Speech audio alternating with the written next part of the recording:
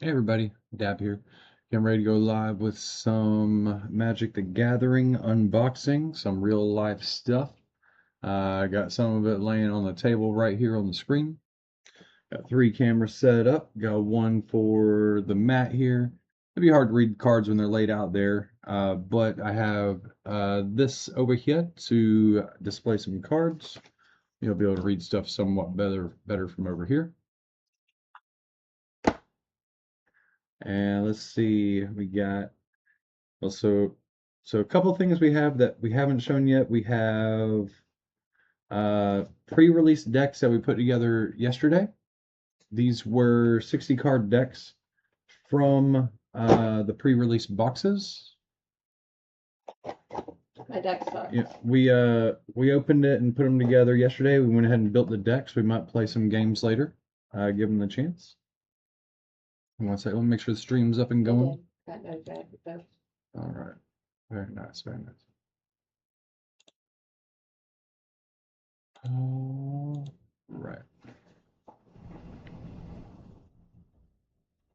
Also have a bundle for Strixhaven that I picked up from the store because they had it. So yeah, we might open that later as well.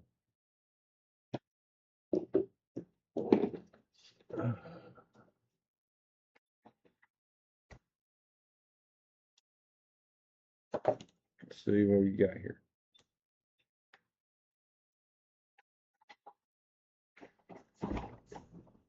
So we got two commander sets that we already opened.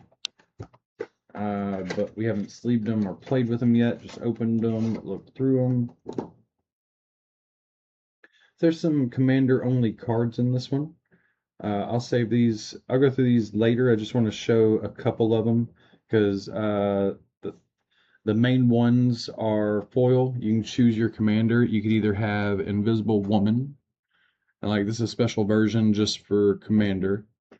All four of the Fantastic Four have a synergy of at the beginning of combat, X happens if you cast a non-creature spell.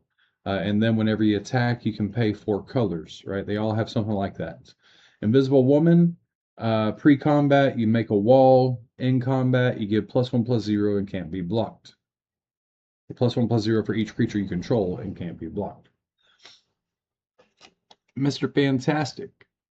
Be in combat on your turn, drawing a card. Spend 4, copy a triggered ability you control twice. Twice. Holy shit. So you can't copy a spell, but you can copy an ability twice. Damn. Alright, Human Torch just seems where the damage is. At the beginning of combat on your turn, if you cast a non-creature spell, he gets flying, double strike, and haste.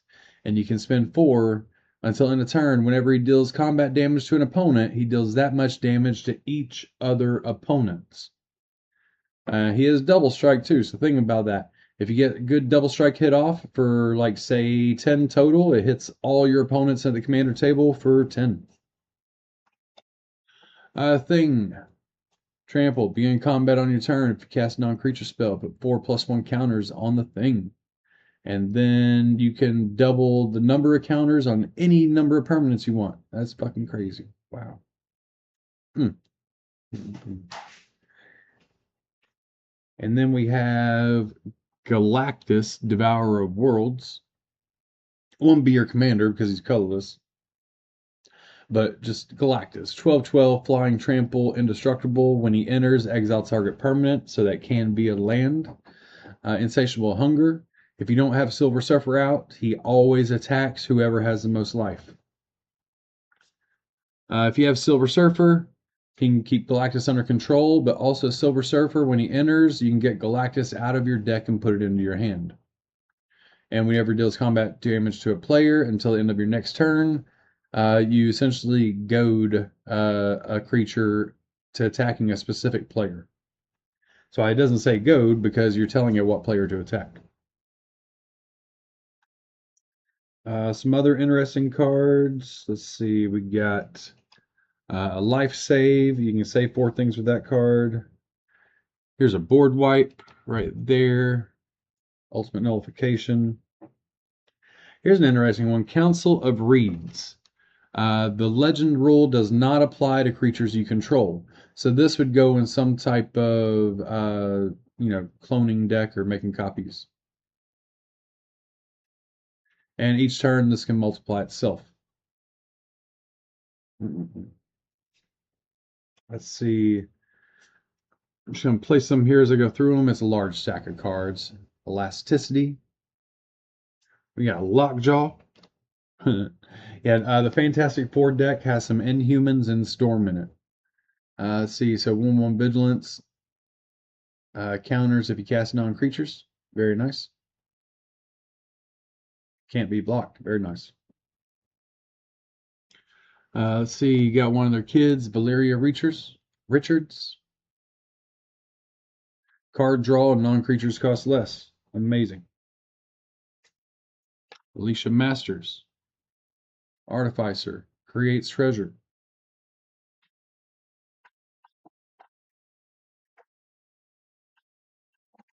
You got some rebound cards in this deck. Rebound means that after you cast it for free again on your next upkeep.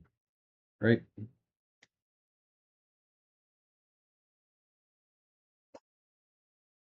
So in this case, put X +1 counters on target creature, where X is number of non-creature, non-land cards in your graveyard.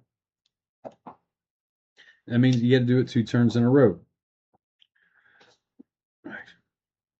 Keep in mind, Human Torch had the ability where if he dealt damage, he could replicate that damage to all other players. Or all the other opponents, I should say. That means 2 turns in a row, you're putting these counters on there, and he gets double strike, and you win the game.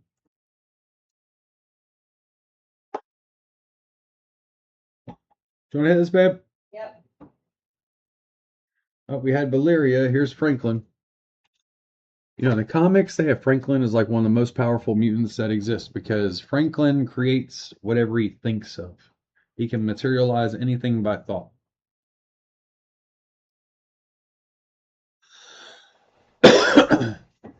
Franklin Richards, mutant hero. If you cast a non-creature spell this turn, discover 6. Exile cards from the top of your library until you exile non-land card with mana value 6 or less. Cast it without paying. Holy shit! Holy shit! That's like some type of free fucked up cascade every turn if you cast non-creature spells. That's crazy. Oh, I like this too. Nova Flame. Nice one-sided board wipe. Put X +1 counters on a target creature you control. It deals damage equal to its power to each other creature.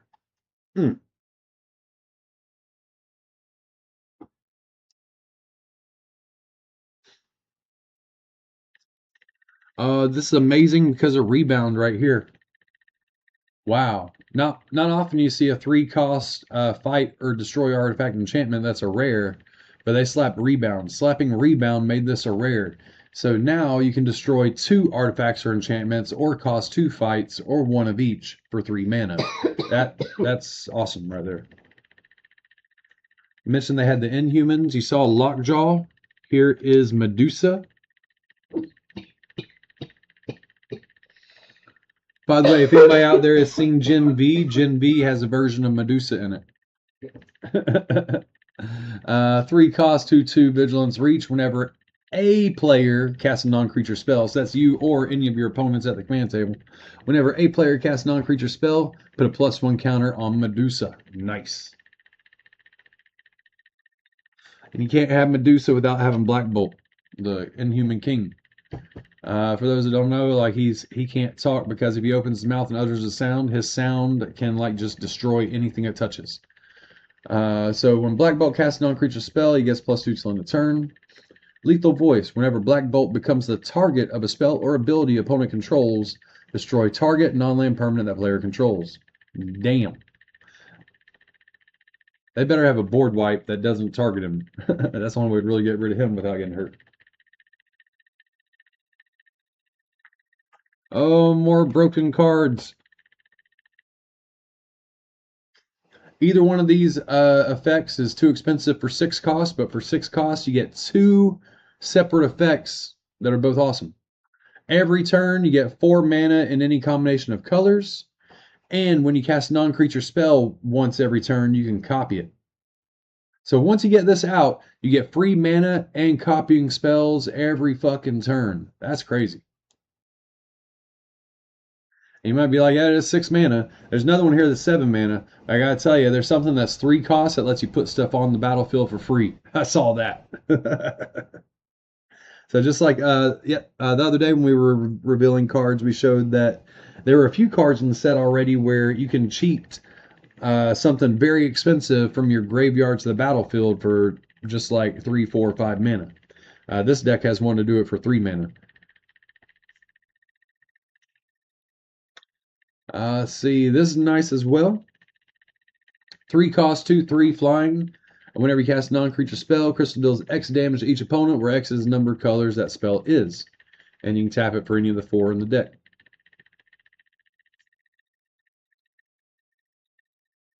Dragon Man. Non-creature permanents you control and non-creature cards in your graveyard is the power. You can cast this card from your graveyard by discarding a card in addition to paying its cost. I mean, for a star 5 flyer for 4, that's amazing. Holy shit. And Dragon Robot.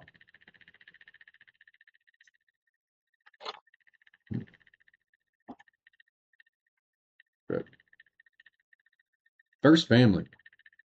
Draw X cards, gain X life, where X is the number of colors among permanents you control and spells you cast this turn. So number of colors. So at most of the deck, you're hoping it's 4, right? You want to draw 4 and gain 4 for 4 mana.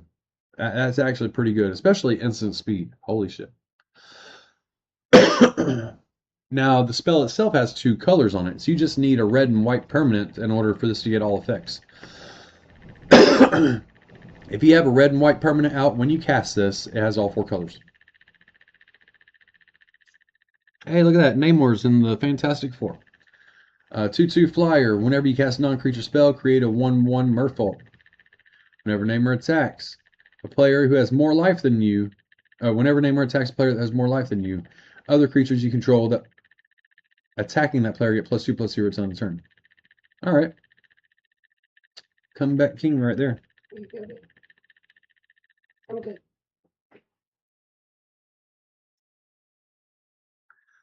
Power pack. Here's a 4 color. Looks like the Kid Fantastic Four. Now, I was getting this. I was expecting to get the 4 color Fantastic Four that's inside, or that I saw in Arena, right? But I guess that's in the normal set. This is only 4 color Fantastic Four type card. There's some cards with multiple colors, but Flying, Vigilance, Trample, Haste. When Power Pack deals combat damage to a player, exile target instant or sorcery card from your graveyard chosen at random. At the beginning of your next upkeep, you may cast that card without paying its mana cost. If that spell be put in a graveyard, exile it instead. Nice. So when they hit someone, you get free spells from your graveyard. That works out great since you're trying to cast stuff every single turn.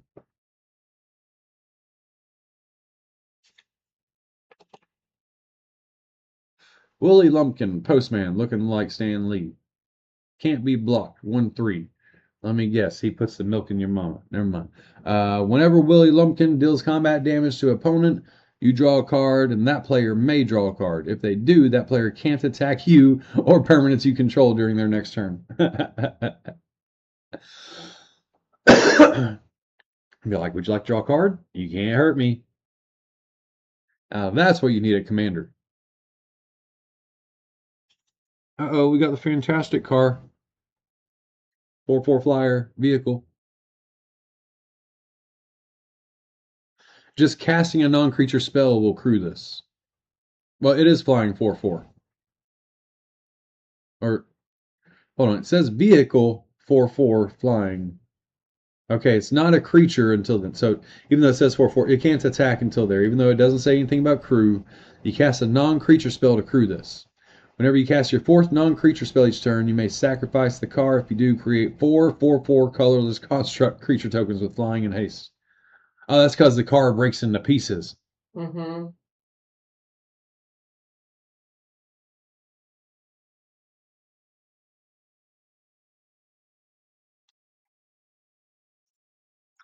Irby, lovable robot. 1/1 flyer at the beginning of combat on your turn. If you've cast a non-creature spell, surveil 1. So that's the second type of Herbie. It is a second type of Herbie. That's why I was looking up. I was like, that's different. Yep.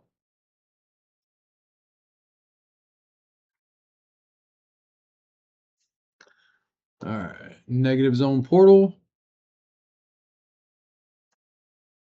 Ooh, you can exile creatures from their graveyard and draw cards. That's nice. Alright. At the beginning of your upkeep, if there are 4 more creature cards exiled with this artifact, flip a coin. If you lose the flip, sacrifice this artifact and return an exile card with it at random to its own. Ow, that sucks. Well, you stop when you do 3 then. Shit. There's no positive side if you win the coin flip. If you get too greedy with this artifact, your opponent gets stuck. Yeah.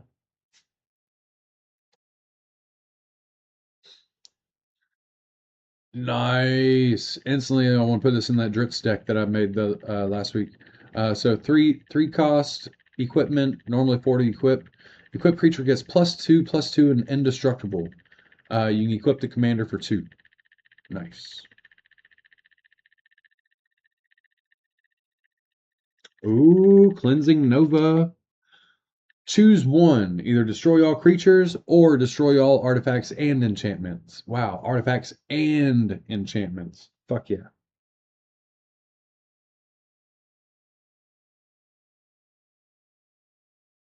Oh, wow. This saves you. Clever Concealment. Convoke, you can tap creatures for it. Any number of target non-land permanents you control phase out. You can save your entire board from a board wipe.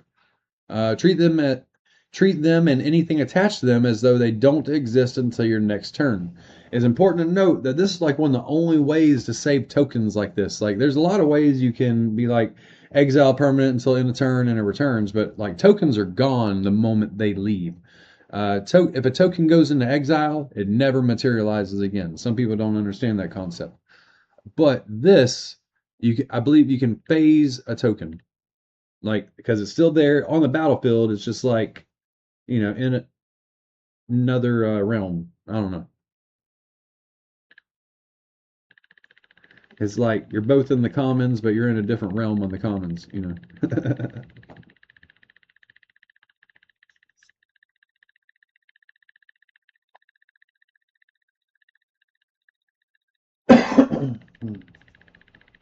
Collective effort. Tap and untap creature control to escalate. Okay, 3 costs to choose one, and then for 2 or 3, you tap either 1 or 2 creatures. So choose 1 or more. So it's either 3 costs or 3 costs tap 1 or 3 costs and tap 2. All right, we're either going to destroy target creature power 4 or greater, destroy target enchantment, put a +1 counter on each creature target player controls. So all that together seems fucking amazing. Hell yeah.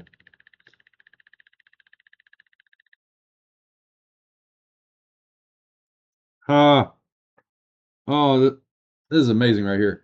This fixes your mana. So 3 cost enchantment. Whenever an opponent casts their second spell, not just tap spell, whenever an opponent casts their second spell each turn, you create a treasure token. Oh, yeah. Mm.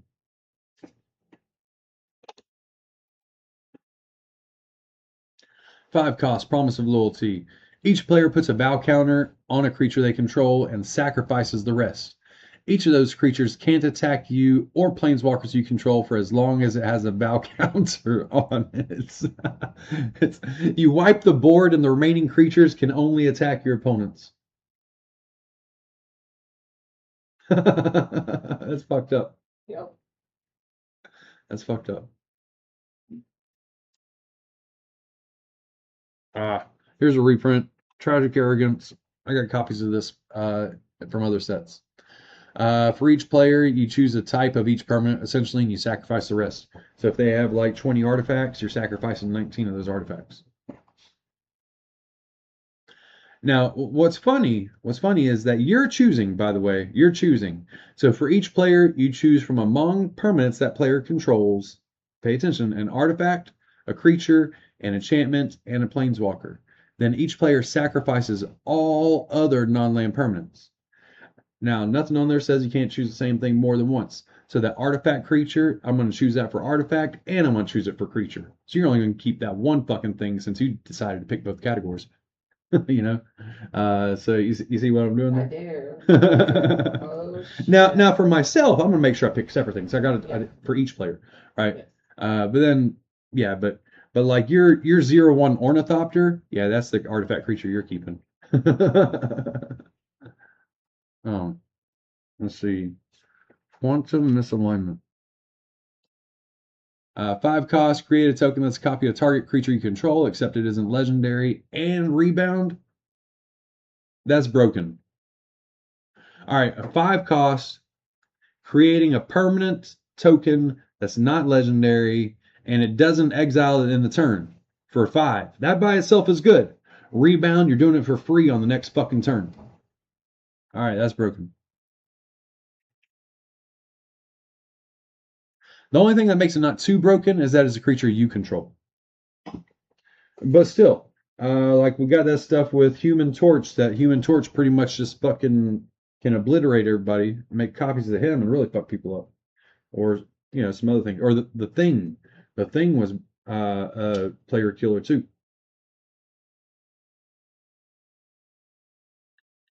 Or hell, let's make copies of Galactus. Fuck it.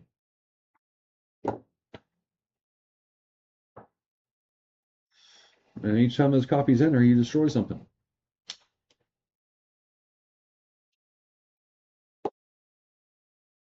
Anywho.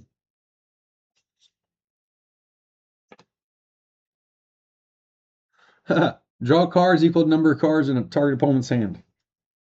I love it. It's got rebound. 6 is expensive for card draw. Sorcery sucks for card draw. But 2 card draws and getting to pick an opponent that has the most cards, that'd be nice. And you can kind of time it for how you want it. Two rounds in a row of card draw.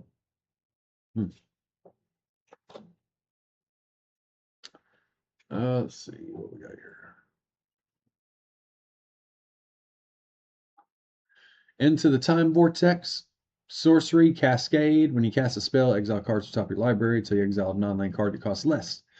You may cast it without paying its mana cost. Put the exile cards in the bottom in random order. All right. Rebound. You get to do it again.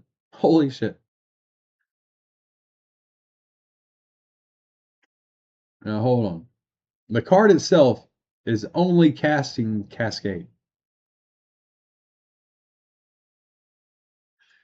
So that means essentially for 5, you're casting 2 4-cost spells. That is mana efficient overall.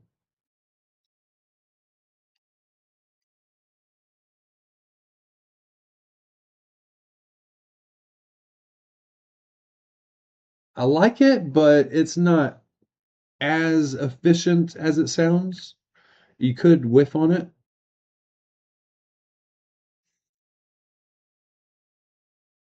You could hit a 1-cost spell or a 2-cost spell each time when you cast this and you rebound.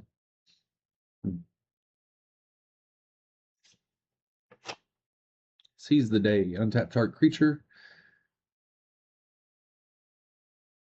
Well, holy fuck.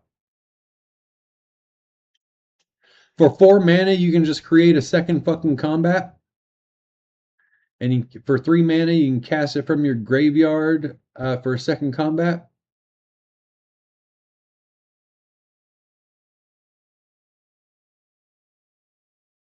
Now hold up. You could do this all in one fucking turn if you had enough mana.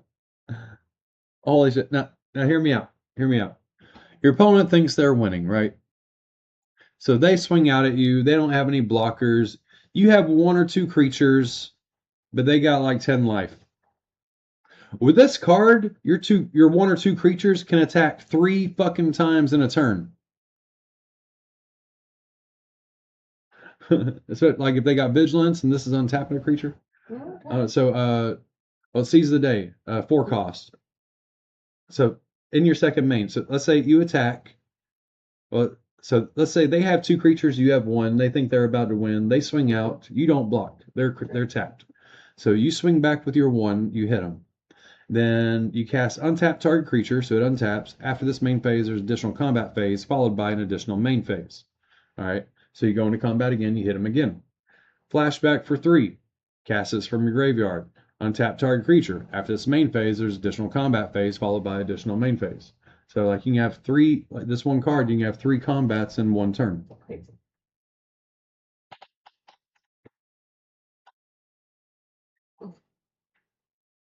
And that's where like they thought they were winning by swinging out against you. Then suddenly you attack 3 times in their turn and they're dead. Right. Or during your turn.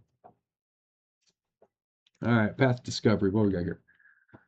Whenever a creature you control enters, it explores. Reveal the top card of the library, put it in your hand if it's land, otherwise +1 counter. It's not bad. Four's a little expensive for that, I think. I'd like to see that at 3 costs, probably.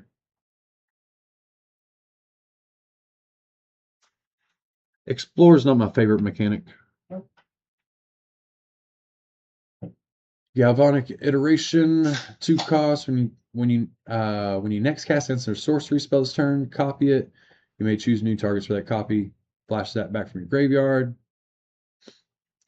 All right, so now between this and the flashback, if you got some mana ramp and stuff, which the deck has, like you could be taking like with that other card, you'd be taking like 5 combats in one fucking turn.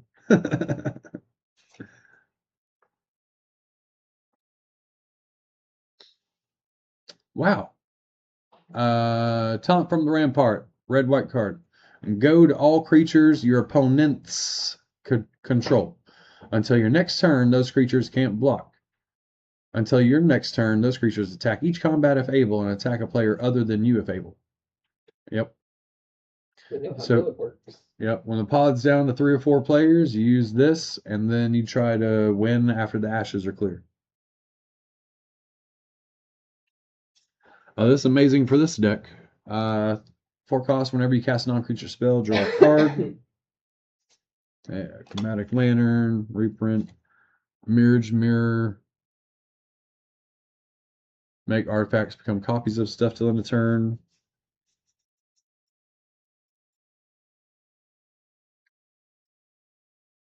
Some lands here.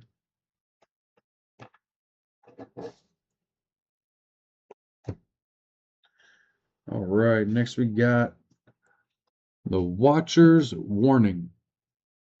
7 cost enchantment. Whenever an opponent casts their first spell each turn, that player exiles top card of their library. If it's a non-land card, you may cast it without paying its mana cost. Yeah. So a lot of these are made for like 4 people, 4, 5, or 6 people at the table. So you play this, and then if this enchantment like just survives through a couple people's turns without somebody destroying the enchantment, just like, you know, a couple opponents, you can get free cards off their libraries. It's crazy. And then stuff like this 7 cost enchantment that's broken, and we saw 6 cost earlier and some 5 costs. Well, here's this one. 7 cost for this, but look at the top 5 cards of your library. Put any number of permanent cards from among them onto the battlefield and the rest into your hand. Now, let me remind y'all, we had fucking Galactus over here. That you could find him, and he would just enter and destroy shit and other stuff. And out of all the copy spells that are in the deck, this is probably a spell you'd want to copy. So 5 arrive, gets copied, and yeah, twice you look at the top 5 and put any number of permanents on the battlefield. Franklin's Finality. Again, Franklin is like considered the strongest there is as far as mutants and stuff, just because he creates stuff by thought.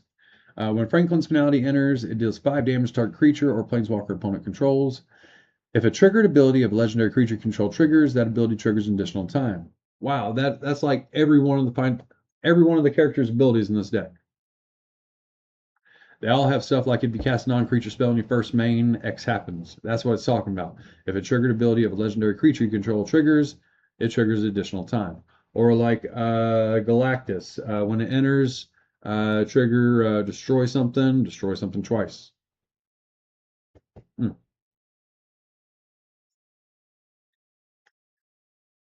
Land. There's another Mr. Fantastic. I think we saw him on Arena. Whenever one or more tokens you control enter, you may draw a card. Yes, this one's part of the normal set. At the bottom left, it says MSH.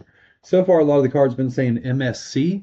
That's Marvel Superheroes Commander, right? That means MSC would not be standard legal if you were playing in a standard tournament. But this one, MSH, that's from the core Marvel Superhero set. That means it could be used in a standard deck as well instead of just Commander. All right, I think that's how this whole stack was broken up. Baxter Building. This is great for casting the Fantastic Four if we get that and add it to the deck. Fantastic Four itself is a 4-color card. Bovine Intervention. Instant. Destroy target artifact or creature. Its controller creates a 2/2. Instant speed, 2 cost. Creature removal. 2/2 is a great trade.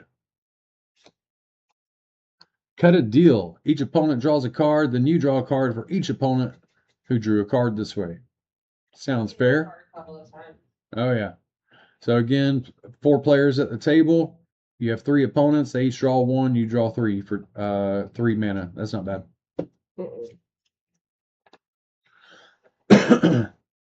Path to Exile. Reprint. Exile target creature. Deep Analysis. Target player draws 2 cards. Flashback 2 and 3. This is amazing.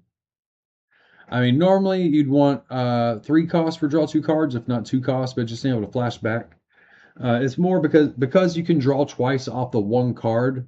That's 1 less draw card you really have to have in the deck. Or like every type of non-creature deck or a spell deck like this, you want to draw cards. So being able to draw twice from 1 card is pretty huge.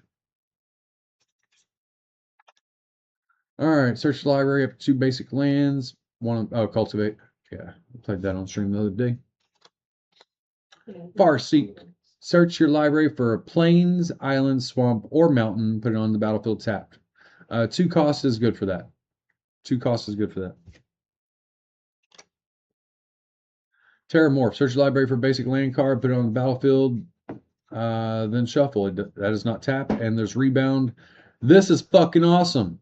Normal 4 costs to get 2 lands out of the battlefield or out of the library onto the battlefield. 4 mana is a normal cost to get 2 lands onto the battlefield, but they normally come in tapped. This does not come in tapped. And you rebound, so you get 1, it comes in untapped, and then the start of the next turn it rebounds, and you get 1, it comes in untapped. That's pretty nice. If you like land ramp spells. Another one, search the library for a forest card, put it on the battlefield and shuffle. Again, it's a 4-color deck, so there's spells like this to help with mana fixing. 2 costs. Look at the top 3 cards of the library. 1 in your hand, 1 on the bottom. Exile them.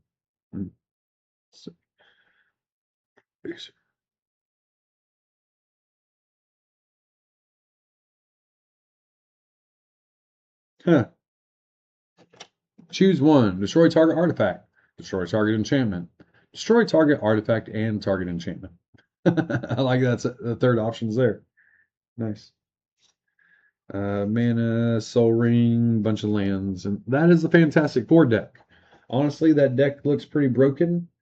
I glanced through T'Challa deck we have. I might show it in a little bit. But the Wakanda Forever deck right here. So honestly, it doesn't seem anywhere near as broken as the Fantastic Four. I might have to modify this deck a little bit to make it competitive. The Fantastic Four straight out of the box, that's competitive as fuck.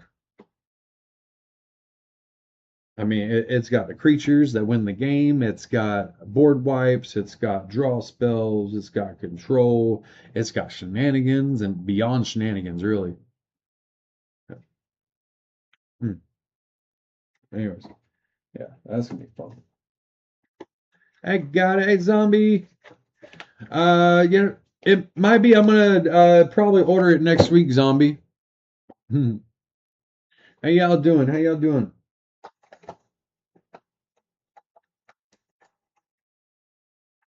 As far as villains right now, I do have, I don't know if you see it right here. This is the scene box for the Villains Unleashed and the Heroes United. Now on these, they each make a like a full art background if you put all the cards together, and it's six commander legal cards that can only be obtained in these boxes. Yeah. Like Or or in the collector packs. yeah. Sorry. Yeah. So the cards here in the scene boxes can only be found in the collector packs. Now, I mean, do we even open these, or we just fucking hold on to them? It's up to you. What do y'all think, chat? Should I open these or hold on to them and maybe sell them off later? You're not selling them off. No, yeah, or just hold on to them until I die. Heroes United, Villains Unleashed. I mean, I want the cards. Right. But like, well, say when I say hold on to them, I mean like wait until my next payday to see if any still exist to buy. You know. We can do that. Because I didn't really want to get them today, but the guy said they might not exist to buy anymore after today, because today was the official release. So we'll circle back to these in a minute, the scene boxes. Because I know you want to set at least Yeah. out. So what we do have here, yeah. How many are in this? 36, you said? Yeah, I think, yeah. All right. We can count them. Yep. So we got packs and packs and packs. Let me roll one real quick.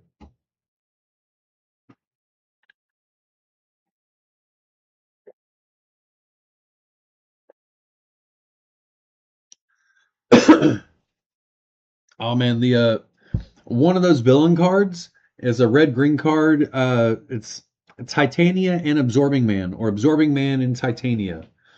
It's the effect it has is that all creature sources you control deal double their damage, and deal like creature sources you control deal double damage. Like just think about it. That's not just combat. So if if there's a trigger where, like, say if a creature enters, your creature deals 2 damage to each opponent, that means it's always 4 damage instead, right? So like any instance of that, man, ridiculous.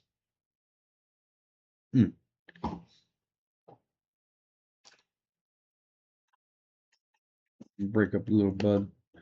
How's everybody doing today? Zombie, Gotta, whoever else is out there. Where's my pot? Here's my pot.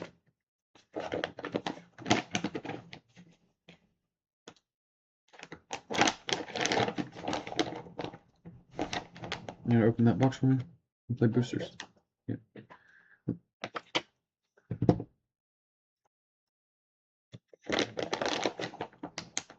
And then open these as well. They got the sealed packs inside them.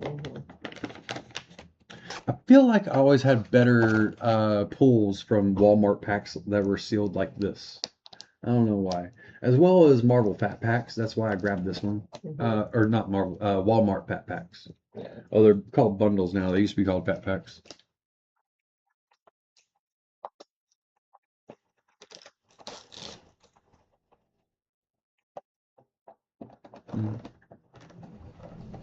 Really?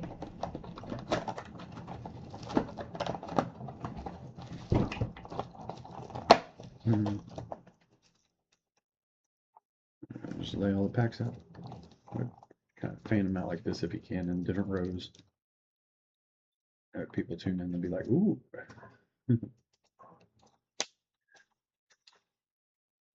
Oh, Storm's fucking. How did I not see? Oh, Storm was in the Wakanda one. That's right. Oh.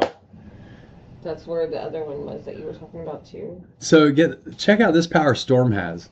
Storm says that if a flyer attacks you, Storm deals Storm deals damage equal to her power to that flyer. She starts out as a 4/5. So that means any like 4/4 flyer and below that exists if they attack you, Storm just automatically fucking fries them with a lightning bolt and they're dead.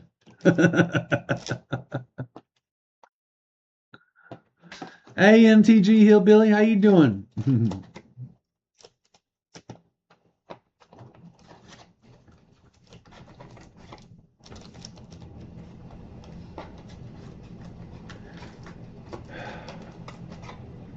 You know, they got Wolverine on these packs, but I feel like they're fucking playing keep away with Wolverine in this set. I've got some T'Challas, I've got some Scarlet Witches. Like, I don't have any Wolverines yet. Getting a little upset about that. I got some She-Hulks. Oh, I got the double-sided Mythic She-Hulk. It's fucking awesome. I think it's like a 5-color. Yes, that's what we said. 5 colors. Mm-hmm. Yeah, so the Mythic She-Hulk from the set can be a 5-color commander. Let me break up, bud. You did not. You watched me. I said, let me break up, bud. I'm sorry. Guaranteed foil in every pack. Yay. And get those out of the...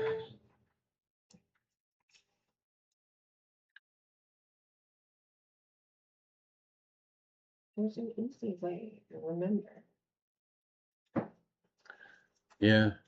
Well, Hillbilly, I got a friend group that like every Saturday we meet and like we pretty much spend all day playing Commander between the 4 and 6 person pod. I might get back into going to some local stores after I get a standard deck put together. I just got back into Magic this last year, so I missed a few years there. I don't quite have stuff together to put a standard deck together or to go into a local game store and start playing right away, but I might get into that. Someone on here suggested me talking to a store about streaming my games from there, but I used to do some competitive play when I had free time. When I was stationed at Fort Campbell, Kentucky, it's like every weekend there was a tournament within driving distance from base. Not bad. Yeah.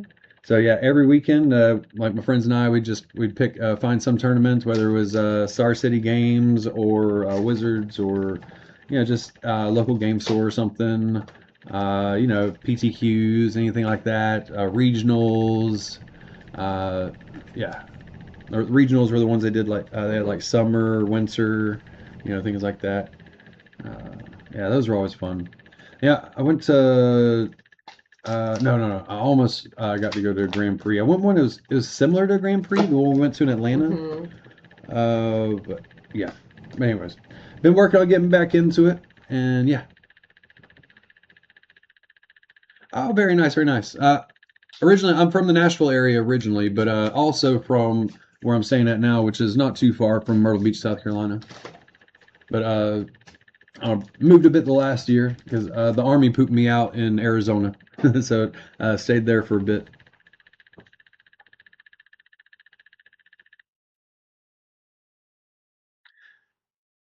Oh. Yeah, that's one reason I had stopped playing Magic for a few years because the Army sent me to Arizona, and then like my job from there was mostly traveling around teaching people how to do stuff, so I didn't really have time to be involved anymore. But I'm retired now, so I'm playing again. And we're in an area where it's more prevalent. Yeah, whereas yeah. where we were, there was nowhere. Yeah, and like I said, here we got a friends group to play every week as well. Yeah. Play some Commander.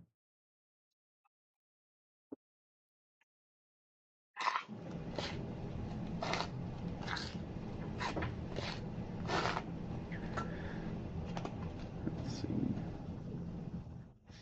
I always did okay. Never like completely got my face stomped in at tournaments, but yeah, I won some game days, countless F&Ms. On some larger tournaments, I made day 2 once. Uh, didn't make top 8 on that, but it's not too far. But yeah, it was fun. It was fun. Let's see. Hey, we only had 5 of those. Sorry, I'm supposed to be grinding. I forgot. Just reminiscing. I know. Hey, Don. Fuck yeah. Don finishing school. Woo! Talking about just for the semester, right, Don? For the summer semester? Not like entirely, or what?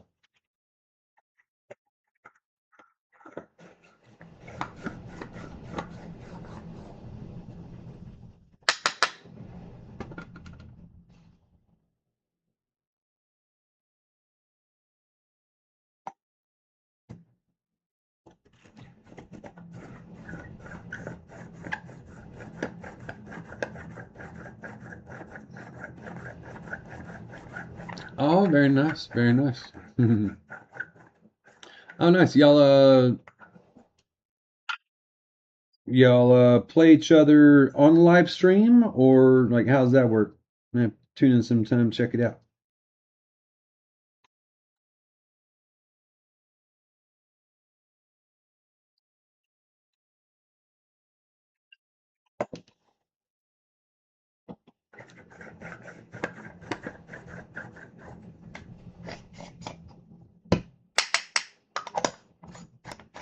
We opened a handful of packs the other day, but it was all that were available. Oh, and Hillbilly, you might be able to help me answer a question. I'm trying to find. Do the Jumpstart packs have any of the Wolverines? There's either the green Wolverine or the green red Wolverine. I'm trying to find out if any of them are in the booster packs, the Jumpstart packs, or if they're only in the collector packs. Because Wolverine's the card I want the most. I mean, Wednesday I plan on getting a box of collector packs if they're available, but that's Wednesday.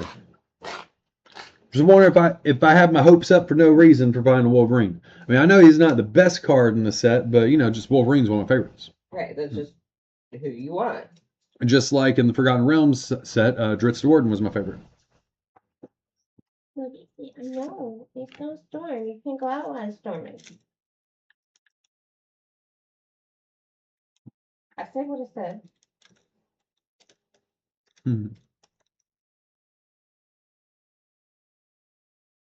Oh yeah, I just saw. Yeah, you said your city's 20 miles from the state line. Fuck yeah.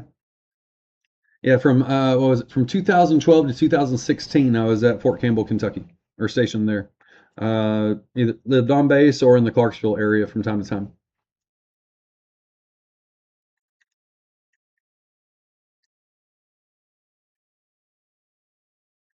Yeah. Born and raised mostly in Tennessee and also South Carolina.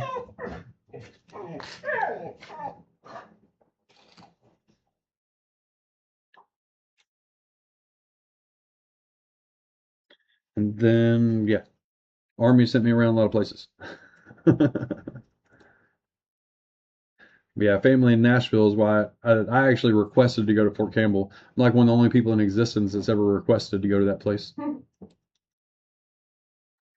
I shouldn't have because like my spine was already hurt before. So I hurt my spine in my third deployment. That was before I went to Fort Campbell. Fort Campbell, for those who don't know, is the home of the 101st Airborne Division. So I wasn't infantry, I was military intelligence, but I still had to do a lot of physical soldier stuff, especially being part of the 101st.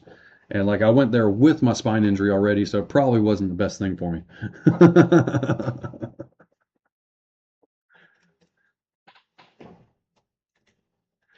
Because part of their like normal physical fitness test is making sure that everybody can pass the 12-mile ruck march with a full load.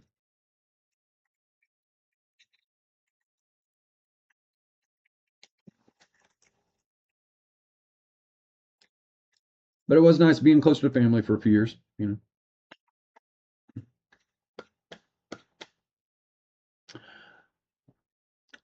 So Don, I have not seen a Phoenix card yet, but I hope so because other than Wolverine, I've always loved Phoenix as well, going back to the Dark Phoenix saga. I thought we did see it.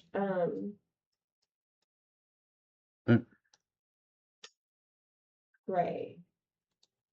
Maybe. Yeah, I mean, I would be surprised not to see. I mean, considering even some of the recent comics have been focused on the Phoenix Force again. So, like, I would be surprised not to see something about Phoenix and Cyclops. I feel like I've seen a Jean Grey. Okay, yeah, okay. I think I've seen Dr. Jean Grey. All right, I'll have to look. I could be making this shit up. Yeah, fuck yeah. I recognize. You remember here in Hoptown? Yeah. Yeah, yeah. We weren't far from there. Nope. I loved it up there, up near the Cumberland. Oh, nice. He said he thinks there's a green one in Jumpstart. That's good. Okay. Yeah, we got a stack of Jumpstart packs here also, and we created a box of them. Yeah, I also snatched up one of those beginner boxes. Yeah, I'm debating if I want to crack open those boxes. We got a beginner box. We got the scene box for both heroes and villains, and it's like, do I open those just to use the cards for commander and stuff, or do we just keep them and see if we can get more later? We'll see. Because we don't know if we can get more later, but we know we have them now. Right.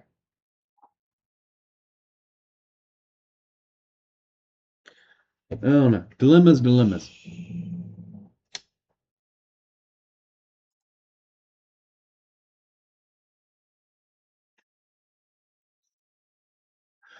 Maybe here I'm just fucking collecting them, and I'll probably just collect them until I die. I don't know, or I lose everything again, or really just give everything away again.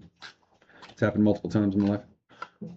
But hell, on the last set right now I'm holding on to. I got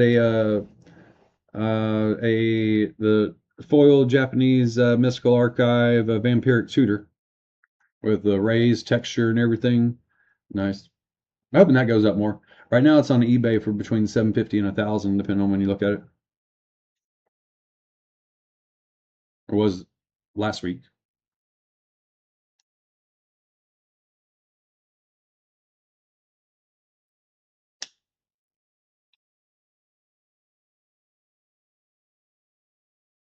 Although I have talked to some stores about uh, either selling or just some trade-in value. Uh, well, honestly, I'm thinking about maybe taking that the vampiric tutor to the store and being like, "Hey, I'll trade this to you for a collector box and something else," because they usually give a lot more of trade-in value. So if they'll give me 70% in-store trade-in for something that's 750, I mean yeah, 7 I mean roughly between 55, between $550, $600. Mm-hmm. Yeah.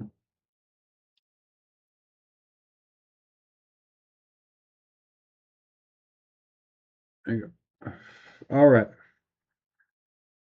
Crack them open. I figured she was going to start cracking them open because normally she looks at them first, and I guess no, but I wanted you to get started. All right, if you want me to get started, I'll get started. And she opens them, looks at them, and then well now also if she recognizes one that we've already shown on stream, she'll remove it and then hand me the stack, and I'll show the stack on here, which we showed a bunch yesterday as well. So I might skip over a lot of commons, and with all these packs, I might mostly focus on the uncommons and commons.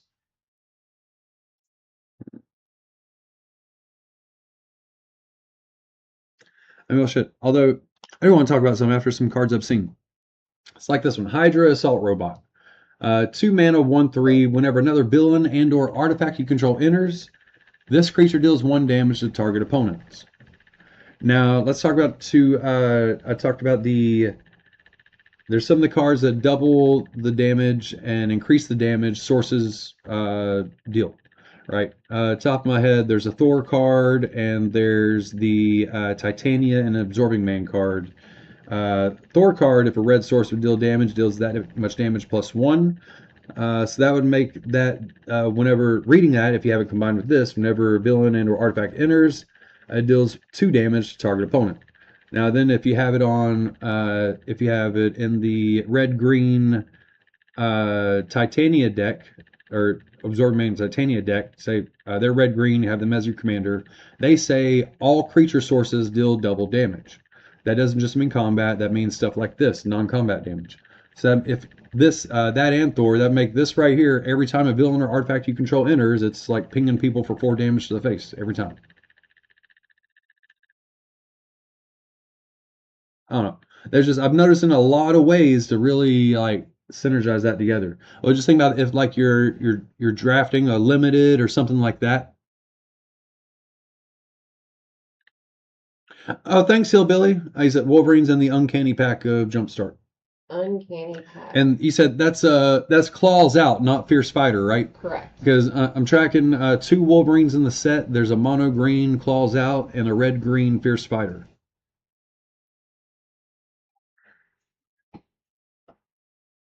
All right, let's see. Another good limited card right here. 2 cost, teamwork 3. Teamwork's kind of like crewing or or doing the spacecraft stuff. You just tap, total power 3, choose one. Teamwork lets you do both. Give something death touch and something -2. Very good and limited for combat tricks and removal.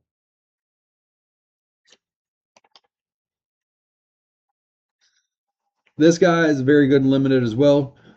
2 mana, 1/3 is a decent early blocker. And every time I played this guy, my opponents used their removal on him because they didn't want me putting a counter and drawing 2 cards. Right? It's like talking about limited here. And limited, like card advantage is pretty big. Although in the stream the other day, I did deck myself once because I had the what was it, the a fucking 1 mana bring card. I had Reed Richards out, and like I was drawing like 5 cards a turn. Yet I decked myself by 1 on the turn I was gonna win. Damn. Let's see. Oh, I pulled the Mythic Ultron the other day too. Crazy. There you go. Super strength here. I think that seems pretty good, especially for limited. +4/+4 trample ward 1. And granted, there is a lot better you can do in not limited. Outside of limited, the 5 mana is too expensive. That's the problem there. Let's see. 3/2 haste for 3 that you can make bigger later. Again, good for limited.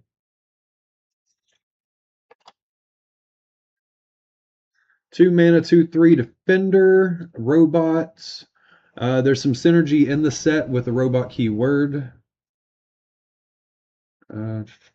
Cast. Yeah, so I mean, artifact decks. This is amazing right here.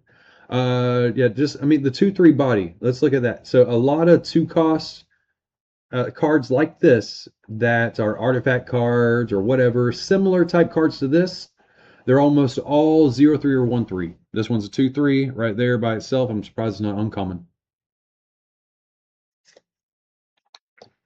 I guess that's why they say power creep's the thing, right? Holy shit, we got Gamma. Gamma is a key word on some synergies in this set as well. I mean, we know who Villain is, but Gamma.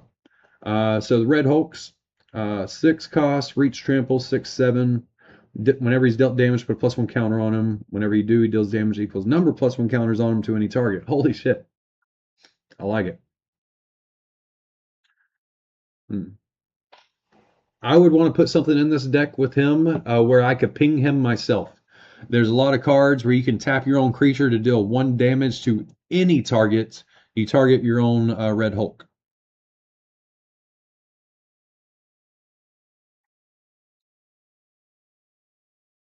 Or, find some type of effect like that. Bullseye. Whenever Bullseye enters, you may sacrifice an artifact and discard a non-land card. When you do, Bullseye deals 2 damage to any target. Alright, alright. Nice. Sacrifice artifact, discard a card, 2 damage to any target. It's nice.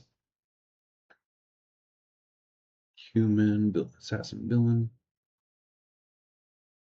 Alright. So, yeah, the assassin plays into some older decks, too.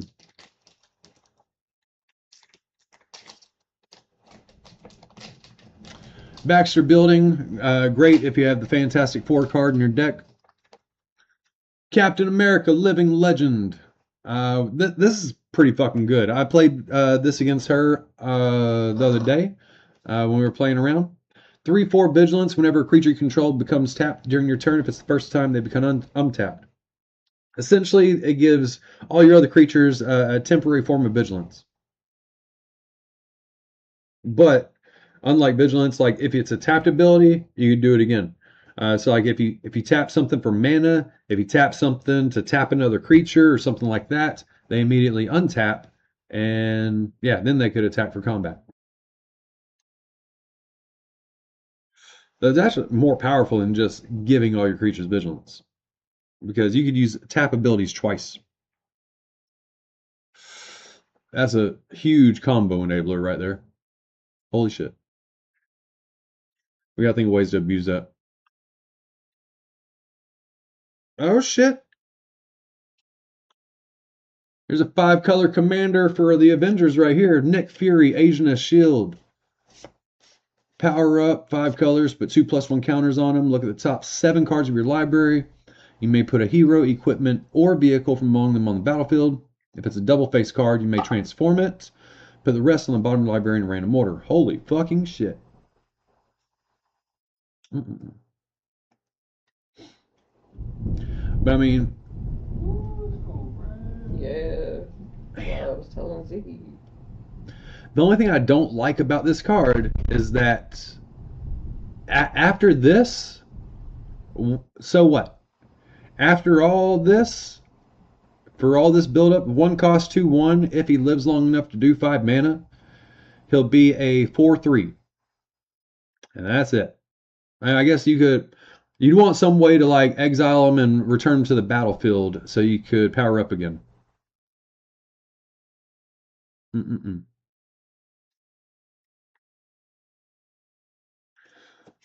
Hmm. I'm surprised. It feels lackluster.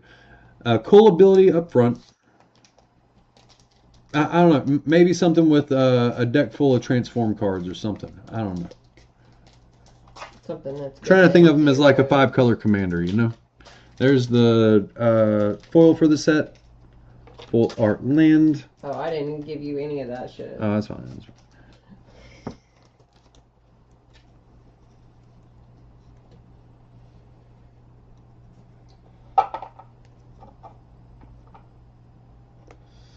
All right.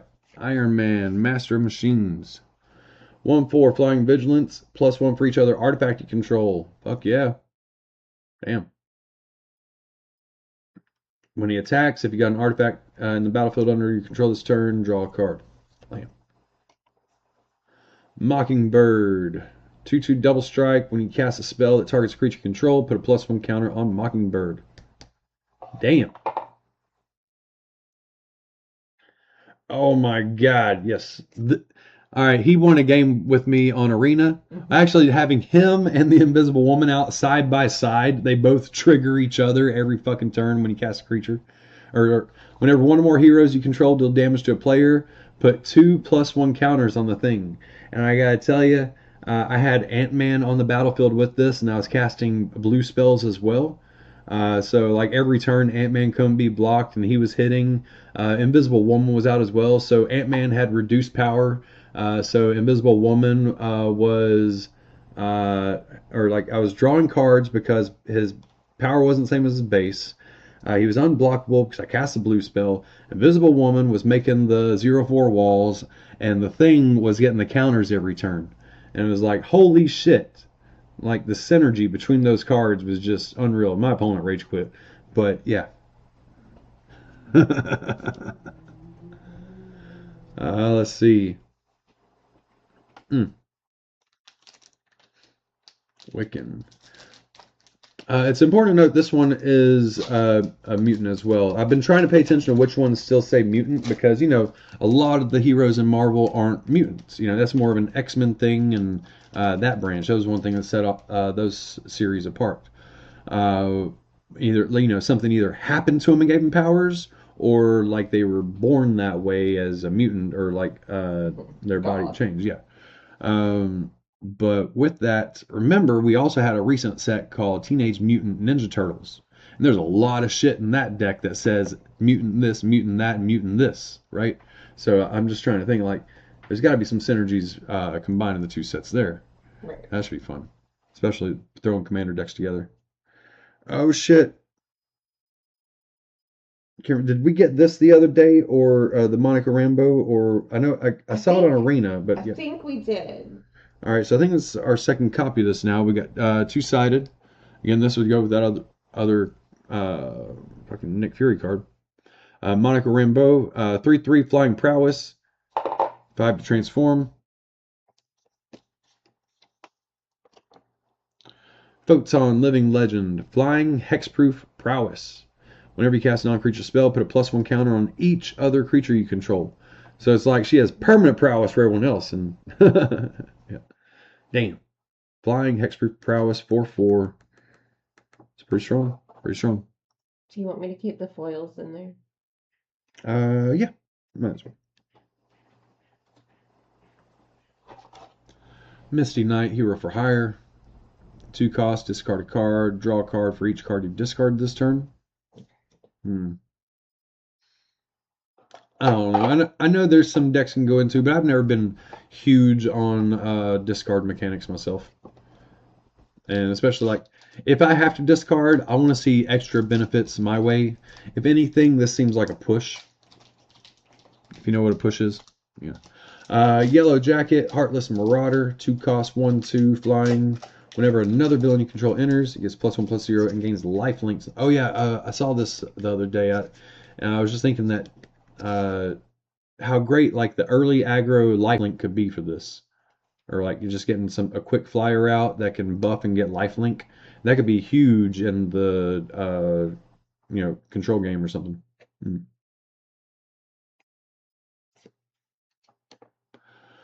Punishing Punch, instant, spell cost 2 less to cast. There are 2 more creature cards in your graveyard. Target creature controls deals damage equal to twice its power to target creature opponent controls.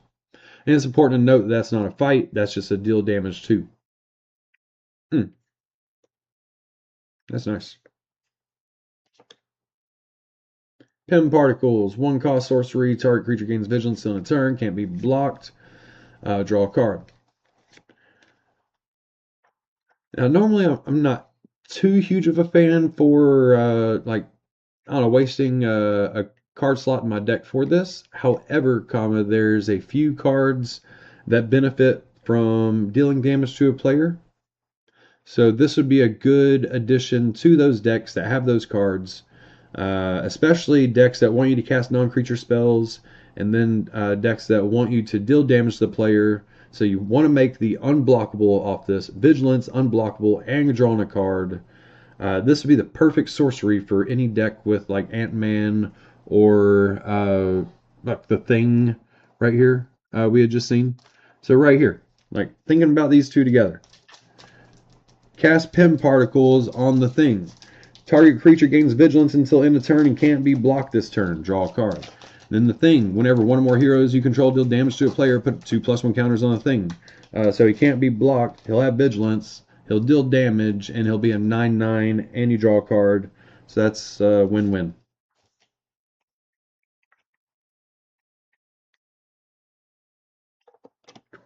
Let's see, we got... Just kind of goes along with that stuff. It's not the same Ant-Man I've been talking about, but this one's I've been talking about an uncommon one, actually. This one, 2 cost, rare. Whenever you draw a card, put a +1 counter on him. Fuck yeah, that's every damn turn. And all the other extra times. Because it doesn't have a limit there. It says whenever you draw a card. Holy fuck. That's not even 1 or more, everybody. That's a card. So if you draw 3 cards, that's 3 counters. Holy shit. 3 cards, remove any number +1 counters, create that many 1/1 green insect tokens. Damn.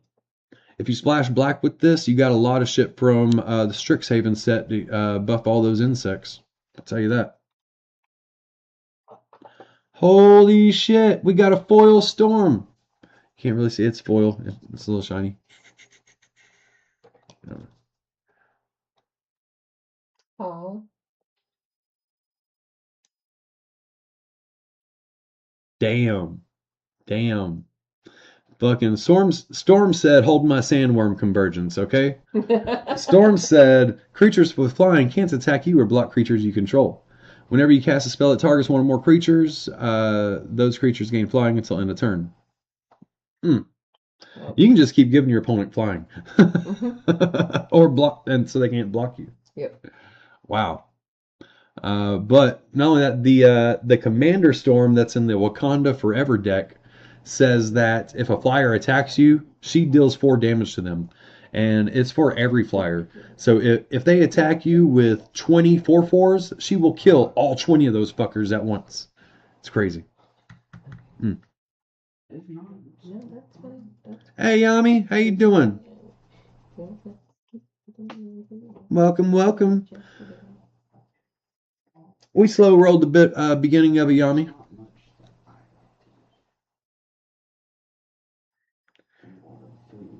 Oh shit, we got Falcon. The other day we saw the token for Red Wing. This is how you make Red Wing. So let's see. For an uncommon, I like it. Especially there's some hero synergies in this set. You can build a deck based around heroes.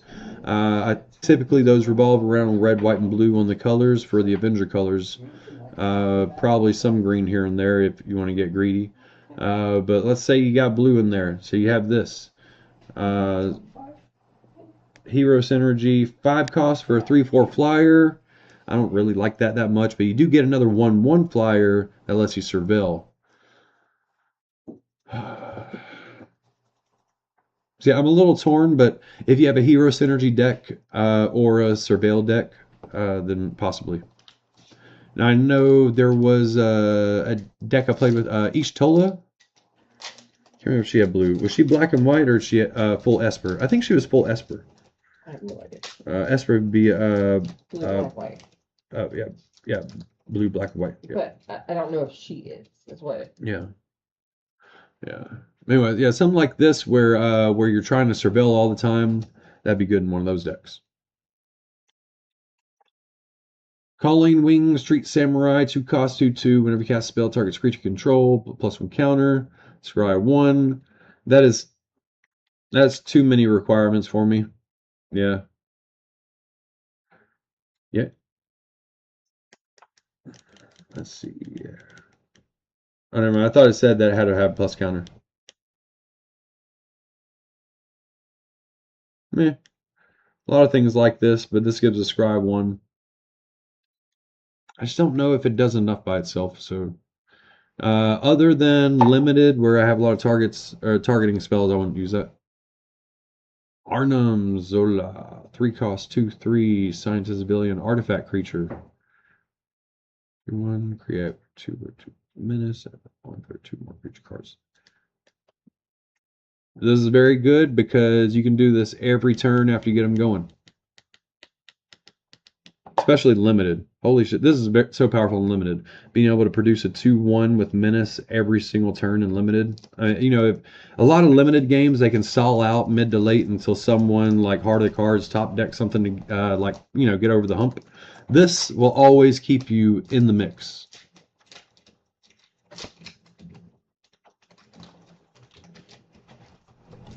Rare land.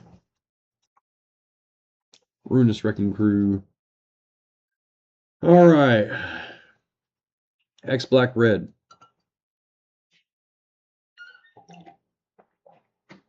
Oh, and Yami, I'm doing okay. I'm a little hurting a little, tired a little. We drove around a bit trying to find different stores that had some Magic product for us to come home and open and show on stream. Then probably play some. But yeah, I don't leave the house that much because I feel like every bump in the road and stuff when I'm driving, and I don't know, it's been a while in the car today, but it was worth it. It was worth it. Yeah. Don't get out that much and got stuff we wanted. Let's see what we have. Ooh, Agent Phil Coulson, everybody. It's a foil too. 2/2 vigilance. Put a +1 counter on each other hero you control. Holy shit! I was talking about hero synergy. Leave it to Agent Phil Coulson to bring us home. That's right. Here, that's getting a big step. All right. Another foily here. Justice 2/2. When Justice enters, return up to 1 target non-land, non-token permanent owner's hand. All right. Your choice of either yours or theirs, and up to, so you don't have to choose anything if you don't want. Whenever another non-land permanent you control is returned to its owner's hand, put a +1 counter on him. So it's motivation to do your own. Now I would say I saw a new card added in this set, and we had cards in the prior sets where at your end step you just something on your battlefield exiles and returns right away. So currently, I want to say I got like 2 or 3 cards on hand. I can put in one commander deck for that. So something like that with him would be nice. Yeah. Okay. Thank you. Mm-hmm. Photon Blast. When you cast a spell, copy it X times. Choose new targets for the copies. It may be in there a couple of times. All right, we got 2 red and X. Photon Blast Barrage deals 1 damage to target creature. All right, how does the Thor read? Was the Thor any source or just creatures? I think any source or... In here, right? Yes. All right, so this card goes with Thor, right? Thor says, if I believe, she's double checking. Oh, if he's not there, he's in one that we already, or he might be in one of these. He was in the one you were using here. Okay. Thor says, if your source would deal damage, it deals that much plus one instead. So that means Photon Blast Barrage deals one damage, it would always be two damage. And copy it X times. So if you have Thor out, it essentially like just doubles the damage of this card. So yeah. I don't know. You can work that into being quite a bit. Especially, you can get other effects going like Thor's. So maybe somehow you get multiple effects going on the table. I don't know if you can get it going in standard, but in Commander, you could definitely do some work with this.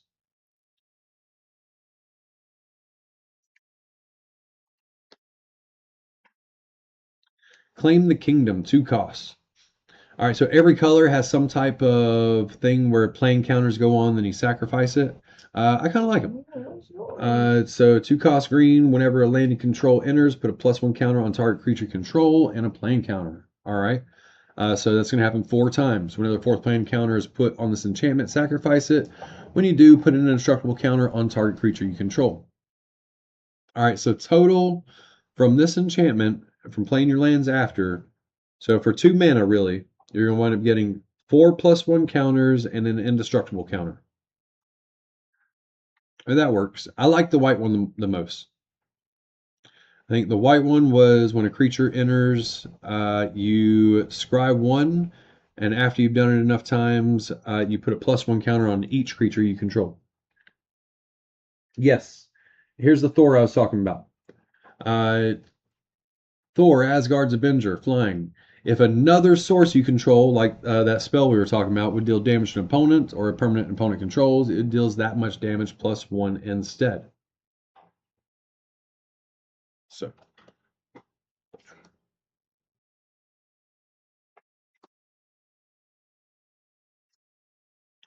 Quicksilver, so fucking fast that if he's in your opening hand, you begin the game with him on the battlefield.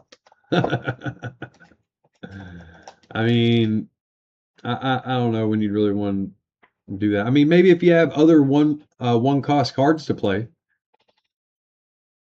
Let's see. Someone try to find like a nice one cost permanent aura or artifact that enters and automatically attaches to him. Something like that to play on turn 1 with him on the battlefield. That's what you're looking for. You know, it's like you have to ask yourself, how do you abuse the mechanic of him starting the game on the battlefield? That's what you got to do with him. How do you use a speed to get ahead and your opponent stays behind? All right, I am Iron Man, 3 cost. Until end of turn, target artifact creature, 4/4 flying, draw a card. Not bad for instant speed combat tricks that also draws a card and probably wins combat for you. I mean, at worst, you trade a treasure token or something. Not bad, especially for limited card draw with it. U.S. Agent, when he enters, create a colorless +1/+2 shield. It attaches to him, but I guess when he dies, it'll still be there for others. So essentially, he enters and becomes a 4/4 for 4. And when he dies, he leaves behind a shield. That's what happens there. All right, stature, size shifter, 1 cost, 1/1. Can't be blocked for powers 1 or less. Power up, X and 2, X +1 counters on stature. I love that. So many of these power-ups have been had a lower ceiling. So far, 2 that I really like is the one where you get a +1 counter for each card in your hand, and then this one where you put X +1 counters on stature. That's very nice. Especially since you power up instant speed, right? So the first time you do it, you attack with her, and then after they're unable to declare blockers anymore before damage, you pump her up and you smack the shit out of them. Maybe lethal. This is an amazing enchantment. I love it when creatures with +1 counters on them have trample. Yeah, we got a lot of ways for that. Probably some cards 2 or 3 cost to give your counters a trample. But at the beginning of combat on your turn, you put a +1 counter on target creature. So I mean, especially in limited, if you're playing green, always snatch this card up in limited. Like just being able to put a counter out every single turn and then it gets trample. That's amazing. Just make sure you play it in your first main. All right. Bing, bang, boom.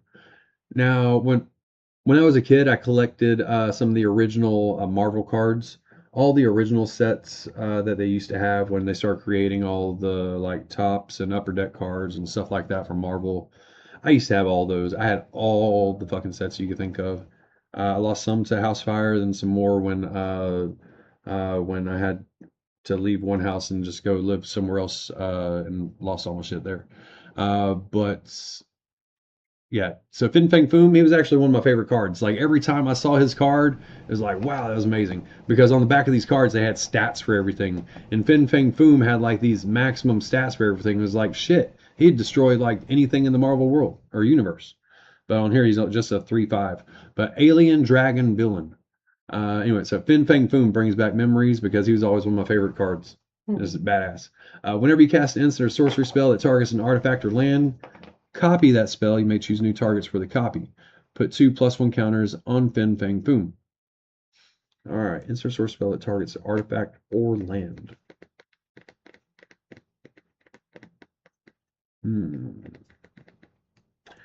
So this is how you become hated at the commander pod, right? If you cast destroy target land, and yeah, he copies it. So you just destroy multiple lands all the time. Wow. Mm-mm-mm. That's rude. Yeah. Or destroy artifacts. Yeah. Or now another one that popped in my head, other than just destroying other people's lands, uh, there's a green sorcery now that came out that I really like from the last set that says sacrifice 2 of your lands to get 2 basic or to get 4 basics out of your library. So yeah, it'd be nice to copy that one. Just to be able to sack 2 lands twice and get 4 lands. Yeah. So you'd go to sack 4, get 8. Yeah. That'd be nice if it works that way. I think it works that way because it would be targeting a land.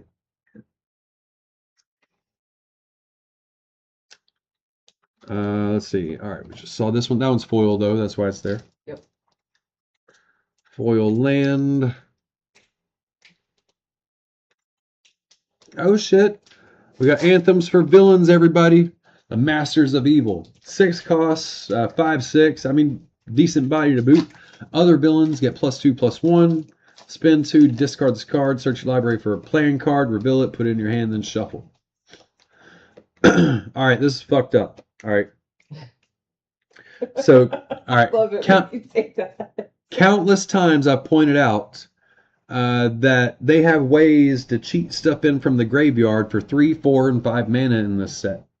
And so here it is for 2 mana. You discard this and throw it in the graveyard, and then you're playing a villains deck, and then like for the next turn you can play. Actually, it's a white card, 3 cost white creature that says sacrifice this creature, put target permanent from your graveyard on the battlefield. Right. So like they just keep creating ways to get this big shit in on like turn 3 and turn 4. Like holy shit. It's like you can cheat this 6 cost, 5/6 that gives other villains +2/+1 onto the battlefield by turn 3 and turn 4. Turn 5 based on some cards. Fuck. All right, we saw this Captain America. He gives people temporary vigilance. Same one.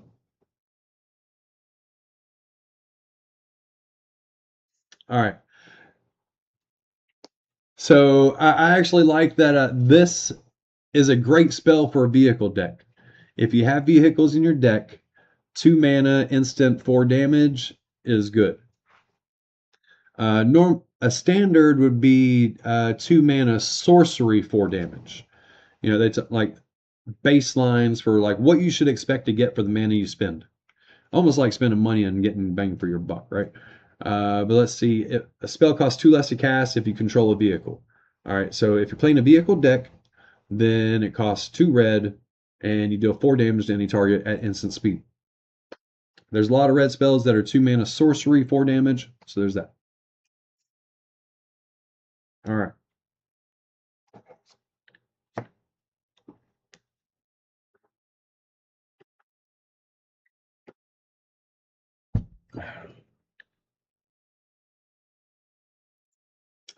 Swordsman. Oh, do you want to hand me those two then? Okay. Oh, I didn't show them. Okay. I didn't think so. That's why I was like, So we just saw some stuff with villain synergy. Oh, and then here, whenever another villain you control enters, attach up to one target equipment you control to target creature you control. All right, so yeah, you can do a lot of equipment shenanigans and magic with this. Whenever equipped creature you control attacks, it connives. Yeah. You just villain enters and attach the equipment to a creature you control. Doesn't have to be the one that entered, just one you control. Yep. Land. All right. So if anybody doesn't understand how some of these new lands work, when it enters, it doesn't enter tapped, enters untapped. You can tap it for colorless, or the turn it comes in, you can tap it for red or green. But then, if you control a basic, you can tap it for red or green.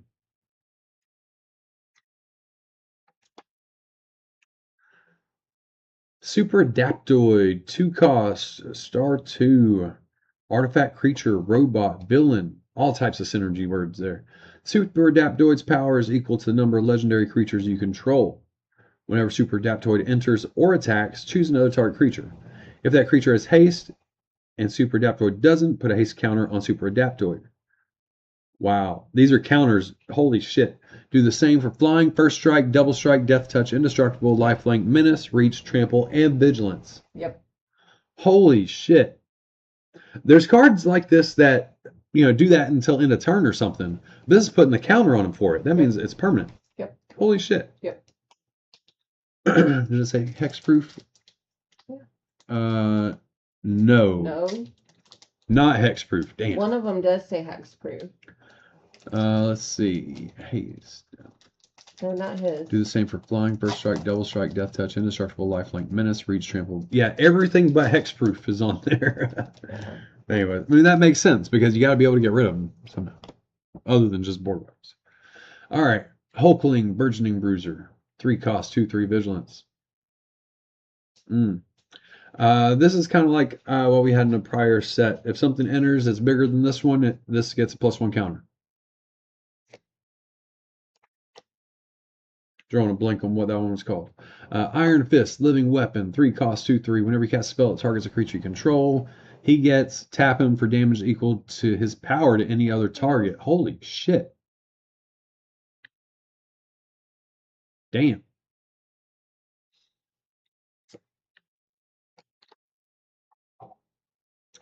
Ooh, Avengers Under Siege. 1, create 2 2/1 black villain creature tokens with menace. 2, the saga deals 2 damage to each non-villain creature and each opponent. 3, create a treasure token for each villain you control.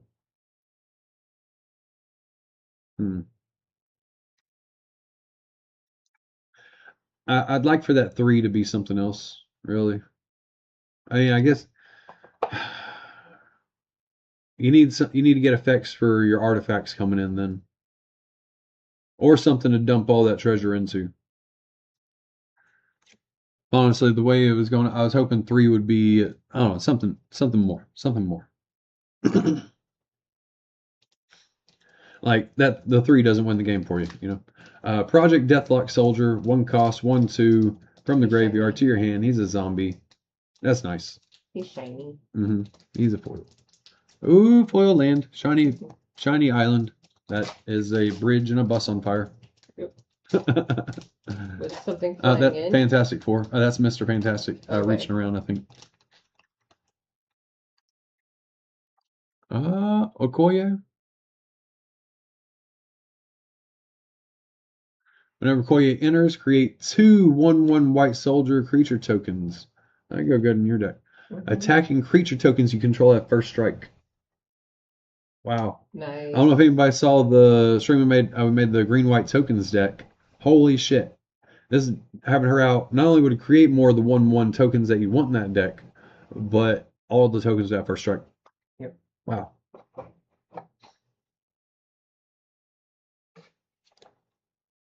Evil's Thrall, 3 cost. Gain control of target creature until end of turn. If you control a villain greater mana value in that creature, gain control of that creature until the end of your next turn instead. Untap it, it gains haste. Nice. Hello. Black Widow, double agent. 3/2 Death Touch. Whenever a creature you control attacks alone, it gains first strike and menace until end of turn. I just want to say that's fucked up. That means that she can attack whenever she fucking wants to by herself, and they have to double block and lose both to first strike Death Touch. Yep. Damn. And then you just want a lot of benefits for whenever you deal damage to a player, because nobody's gonna want to fucking block her. Right. You gotta force them to have to block her. Secret Invasion. Enchant creature you control. When this aura enters, exile up to 1 target creature other than enchanted creature until this aura leaves the battlefield. Enchanted creature becomes a copy of that creature. Enchanted creature has ward 2. Nice. Secret Invasion. They come in. Kree come in, pose as the Avengers. Yeah. So you're like, exile Captain America. That's Captain America now.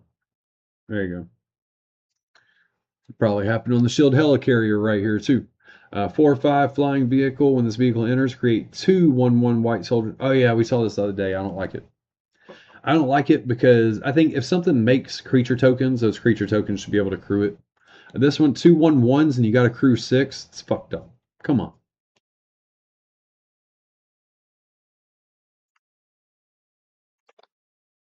Rick Jones, Destined Sidekick. 3 cost, mill 4 cards. You may put a hero or enchantment card from among those cards into your hand. I like that. I like that a lot. Except that he's not a hero. For this deck, I'd only want to have heroes and enchantments in the deck.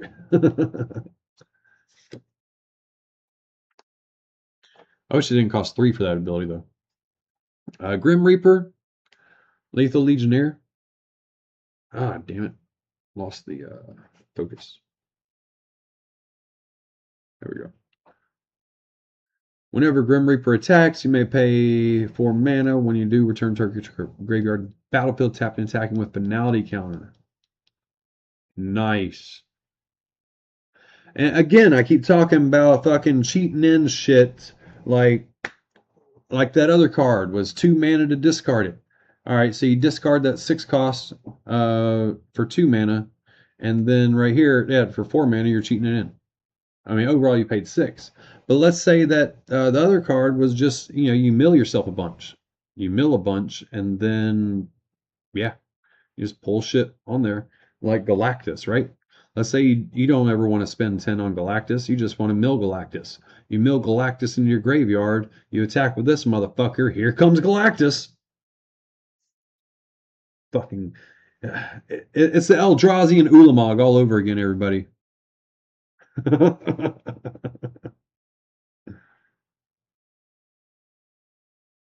All right, we got Night Nurse. Night Nurse, 2/1 flash, lifelink. When it enters, choose target permanent card in graveyard, put there from anywhere this turn. Return it to your hand. Now, I love a lot of things say that was put there from the battlefield this turn. This says from anywhere. So this means if your spell gets countered, you can cast her. So I'd say like if you don't even have her in the main deck, you have her in the sideboard. So that way, if you're playing control, you respond to kill and counter spells with playing Night Nurse, and you get your shit back. Or you respond to a board end of turn of the board wipe, you cast her and get stuff back, right?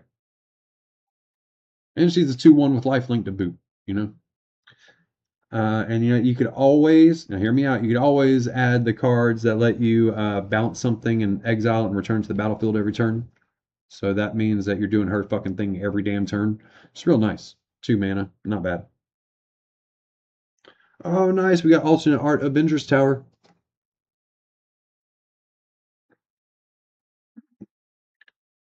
Man of any color for heroes. Scarlet Witch. Instant and sorcery spells with 4 or greater cost X less to cast, where X is Scarlet Witch's power. All right. So we've seen kill spells, we've seen draw spells, we've seen a lot of stuff, really. You put some counters on there. Yeah. I hate that this doesn't do anything to X spells, though. You can't reduce the cost of X spells. Web Up, reprint from the Spider-Man series. Just it's kind of like Banishing Light, except it has different names, so you can have it in the same commander deck as Banishing Light. If you use those enchantments for removal. Land. Death to our enemies.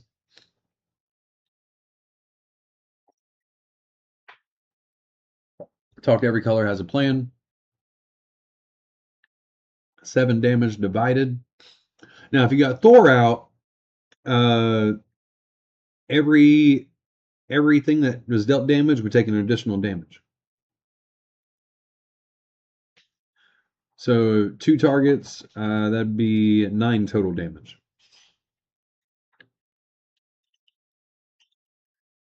Have a good night. I'll see you later. Right. Bye, be safe. Got- Love you. Love you. Bye. Pulled Black Panther here. Hell yeah. Whenever another non-token hero you control enters, choose one. Create a 1/1 white soldier. Creatures you control get +1 on turn. That's very nice. That goes right into the green-white token deck where you Yep. make it 1/1s. Yep. Only problem is it would need to be heroes then, so you wouldn't really get triggers. Yeah, damn. Rewrite history. Here's the plan for the blue. Whenever one or more creatures you control become tapped, draw a card, then discard a card and put a playing counter on the enchantment. When the 4th playing counter is put on this enchantment, sacrifice it. When you return 2 target instant or sorcery cards from your graveyard to your hand. That helps offset the drawing and discarding. You can discard some instants or sorceries and get them back. Ironheart, Clever Champion. 5 cost, improvise. Artifacts help cast a spell. You can tap the artifacts for mana. 3/4 flyer, non-creature spells you cast have improvise. That's very nice. Also, it's a lot of stuff has artifact spells have improvise, but this is non-creature spells have improvise.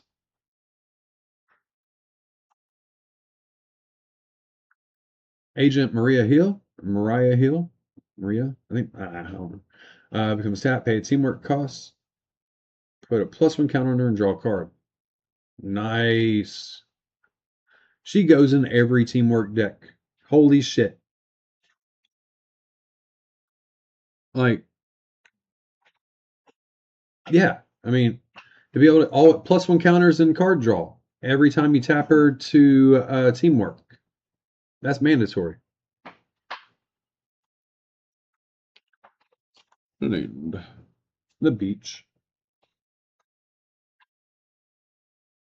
That looks like where we might go tomorrow. I don't know.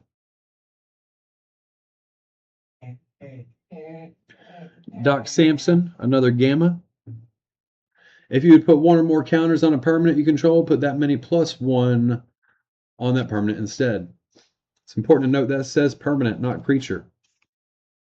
That goes for the enchantments, the plans, but more importantly, planeswalkers, right? You can put him in any planeswalker deck now, and every time you plus a planeswalker, you get more.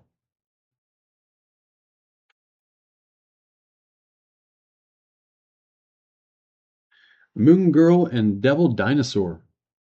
All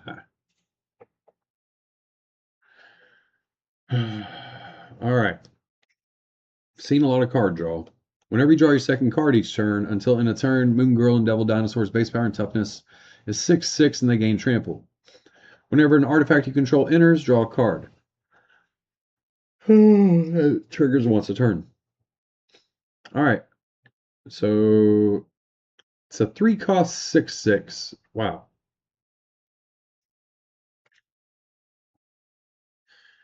This can get out of control in standard probably. You play this on turn 2. You go turn 1 elf or something else that taps for mana. Turn 2 you play Moon Girl and Devil Dinosaur. And then turn 3 you make an artifact appear or you draw a second card. And then like turn 3 you're swinging 6/6 trample. It's fucked up. Ooh, this Sentry. Golden Guardian, 4-cost, 5/5, flying, vigilance, indestructible. You can get rid of that paragraph of text. It's already winning with a 4-cost, 5/5, flying, vigilance, indestructible. Wow. When the Sentry enters, target opponent creates the Void, a legendary 5/5 black horror villain creature token with flying, indestructible, and the Void attacks each combat if able. Okay. Let's see. Flying, indestructible. Well, you can always block it because you got vigilance. All right. Eh. Because you can always get rid of bounce the token somehow. Exile it. Just a foily card, Agent of Shield. Whenever creature attacks alone, creature gets +1 until end of turn.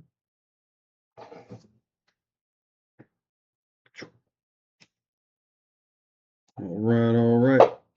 Ooh, Titania.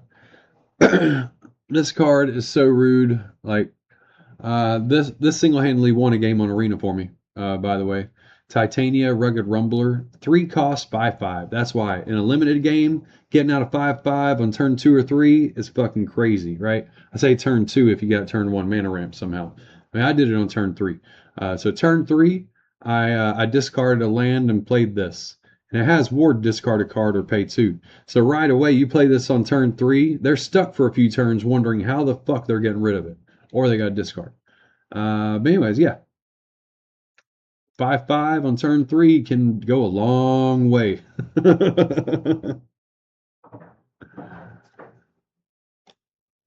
Wonder Man, Hollywood Hero, 5-cost, 4/4, flying. Each power-up ability of permanence you control can be activated. Oh my god. That's nice. Alright, so if your deck with power-ups has red in it, Wonder Man is a mandatory one of at least. Since he lets you power up twice, when normally you only power up once. Power up is like Monstrous, if you ever played with Monstrous. You do it once. Except power up is reduced by their entry cost, right? So damn, let's look at his cost. He's broken. So he costs 5. His power up would cost 7. But like it removes the 3 colorless and 2 red from the power up cost if it's the same turn.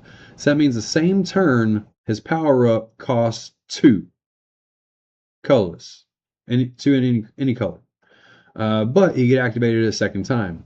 So that means for after you play him for 4 mana, any color, you can get 4 counters on him. Nice.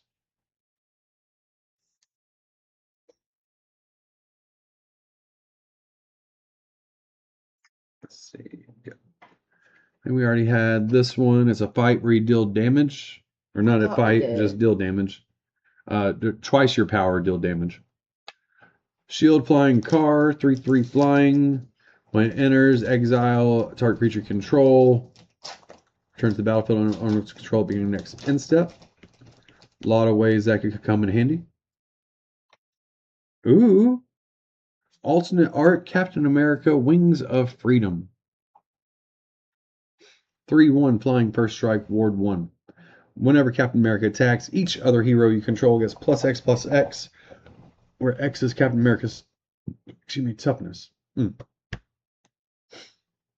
Alright, so I have a feeling we want to put the shield on him. We gotta get Sam the shield.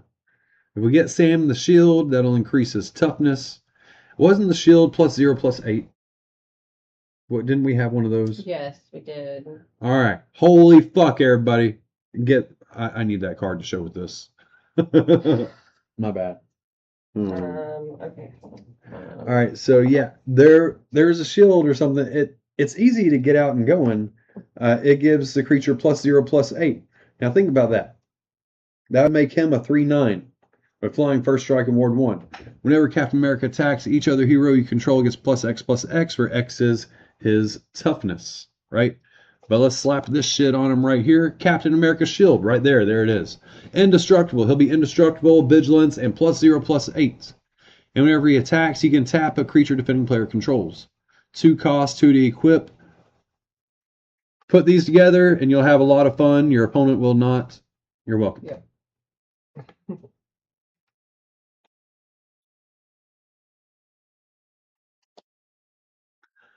Create 2/3/2 white hero tokens. All right. There was some bonuses on some cards for heroes entering the battlefield and stuff like that. It must be shiny. Yeah. Shiny Surveillance Room. Enter Surveil 1. Added to any Surveil deck. Another Night Nurse. All right. Villainous Hideout. I hadn't seen that yet. Here's mana for villains. So we got the Fantastic Four Tower that taps for 4 colors. We got the Villain Tower, taps for villain colors. We got the Hero Tower, taps for hero colors. Yeah. Ooh, Tigra. All right. Important to note, this is a cat. And when you gain life, put +1 counters on it. Anybody that's ever played a cat deck before, that should sound familiar.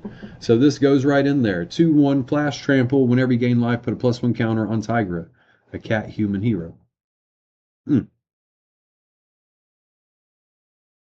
Nice. Alternate art, Mr. Fantastic.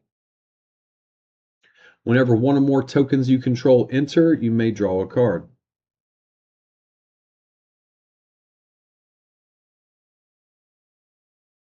Uh-oh, we got Doom's plan right here. Whenever villain enters, each opponent loses 1 life and you gain 1 life. Put a plan counter on this enchantment. 5th plan counter, sacrifice it. When you do, target opponent exiles the top 5 cards of their library.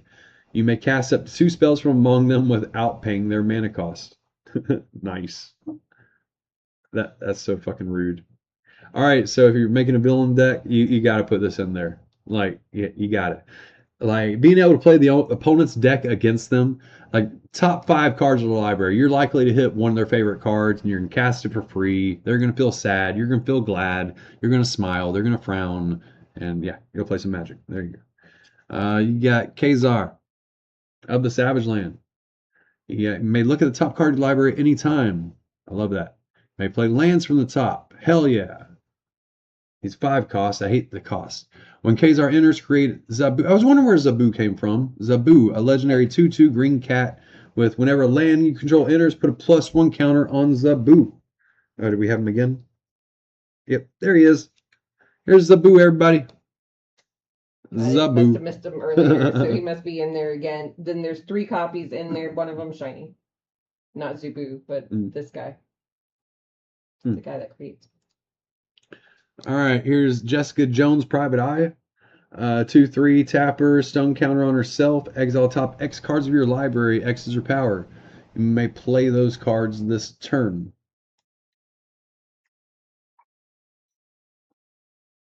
All right, let me look up something. I've been going back and forth sometimes between the play and cast. I think play means without paying the mana cost. Cast means you pay the mana cost.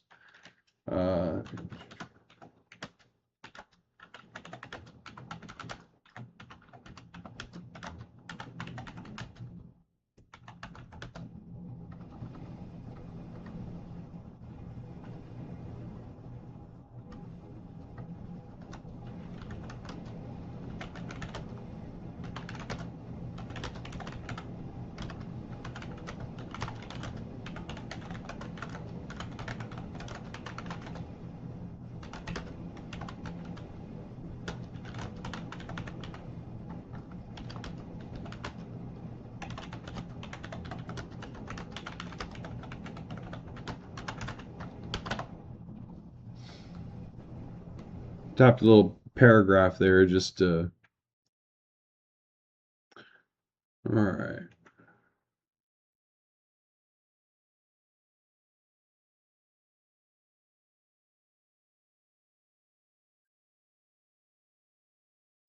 Let's see.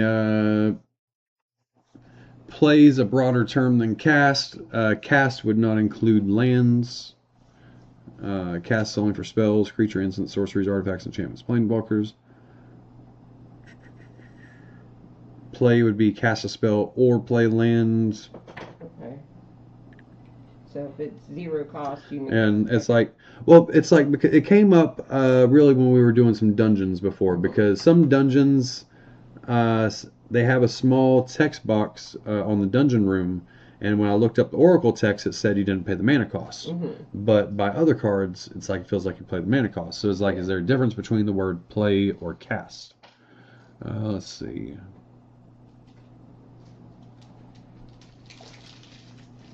Let's see. So which card? Let's see.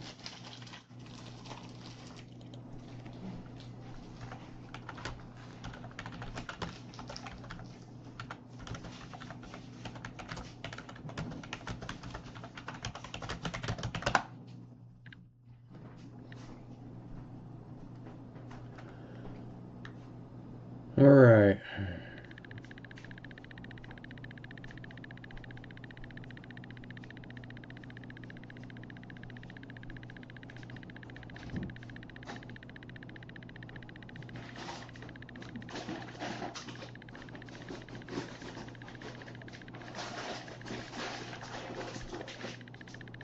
All right, so with Jessica Jones, from the text I'm looking up, yeah, you would pay the mana cost. Let's see. But it's weird because you should also follow timing restrictions, and some cards, you know, they just say like right now. Or, you know, like if it's an end step trigger and you reveal cards and it says you can play those cards, if there's sorcery or creatures and it says you can play those cards, but it's an end step trigger, that ignores timing. I don't know. There's some parts there, but, you know, they say you can get a PhD in the Magic Rule Book. I actually thought about studying a little more. Yeah. I got a lot of free time. Robot Domination 4 enchantment plan. Whenever it's like 3 different black enchantment or plans, you know. Let's see. Creature card put in the graveyard from anywhere. You draw a card, lose 1 life. It's important that it says anywhere, so that can be milling. You draw a card, lose 1 life, and put a plan counter on the enchantment. When the 3rd plan counter is put on this enchantment, sacrifice it. Create 3 2/2 colorless. Damn, 3 of them. Nice. Each of the Ultrons do a lot with artifact and robots, by the way. Bullseye. Alright, we saw this. He deals 2 damage and keeps dealing 2 damage. Bullseye. I was speaking of that motherfucker. There's an Ultron right there. Ultron, whenever another non-token artifact you control enters, you may pay 2. If you do, you create a 2/2 robot villain. Now, I got a Commander Ultron in the Fantastic Four deck. The Commander Ultron says that your other robots and constructs get +2/+2. And something else on it, but that was the gist of it. The other Ultron is an anthem for robots, so you can make a whole robot deck with Ultron. Oh no, Yami, yeah, it's supposed to be like all the Marvel universe. So yeah, although I'm a little upset, it's not as many of the X-Men side as I was hoping for, and it also has more Spider-Man. So they already had a Spider-Man set. Now they got the Marvel set. It seems like at its core, it's focused on like Avengers and Fantastic Four, but then also like I think a lot of those side Marvel shows as well. You got, you know, Jessica Jones, Moon Knight, Cloak and Dagger, Daredevil, you know, but they got more Spider-Man thrown in. They got some X-Men stuff, but I'm wondering if they're going to have a 3rd set. Like I mentioned before, they like to kind of do trilogies with their blocks of cards and stuff. So I'm wondering if down the road they're going to have a 3rd set that'll be more like mutant focused, where, you know, like there's a lot more human heroes than mutant heroes in this set, you know. So you had the Spider-Man set. Now you had the one that I think the core of it's Avengers, but then it expands out from there in the Marvel universe. But now I think we need a third set in the future that's going to be more like X-Men focused. But I mean, they could also throw Marvel and Spider-Man stuff in that one, just like they have the other ones. Although it is weird. In the Spider-Man one was like purely Spider-Verse. It's crazy. I mean, they could have had Wolverine in there. They could have had Avengers in there. Spider-Man was part of those. Spider-Man was part of the Fantastic Four, part of the Avengers. Spider-Man was on the X-Men teams. Spider-Man fucking knows everybody. So it's like they didn't have any of them in the Spider-Man set, but now Spider-Man's in their set. It's fucking, I don't know.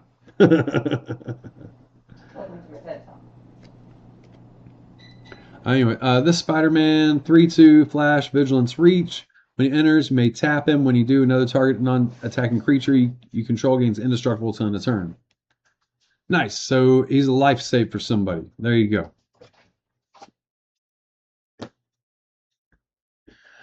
This is Ant-Man that I've talked about a few times before. I used him on a few matches on Arena, and he was amazing every fucking time I used him. Oh no, sorry, I'm thinking of a different one. Damn it. Yeah, I was thinking of the one that was two colorless and either green or blue. Yes, there's 3 different Ant-Men. Whenever Ant-Man attacks, you may pay 1. If you do, put a +1 counter on target creature. Whenever you put a +1 counter on target creature, create a 1/1 green insect. Wow, so that's 2 Ant-Man creature cards that can create 1/1 insects. Hey.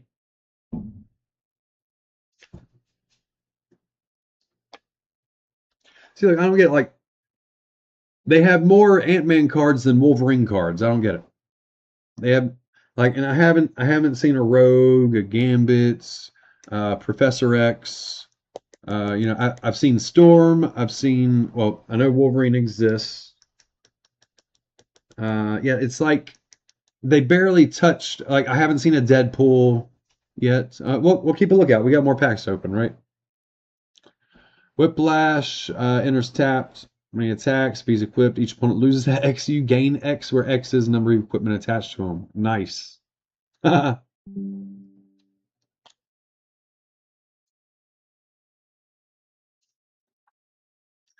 Thor Odinson. This is another Thor. Flying, vigilance, prowess, prowess. I don't think I've ever seen anybody have double prowess, but he fucking does. That means you cast 1 fireball and he's a 6/6. You cast the second one, he's an 8/8, you know?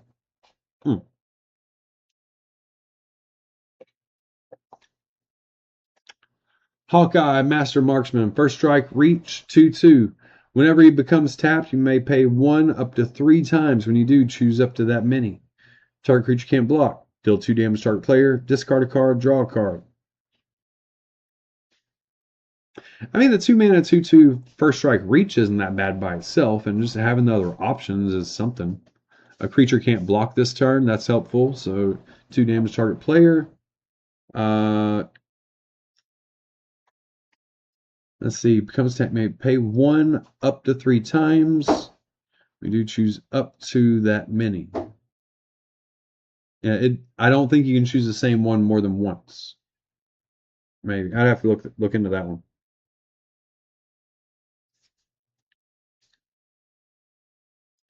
Arnim Zola, Biofanatic.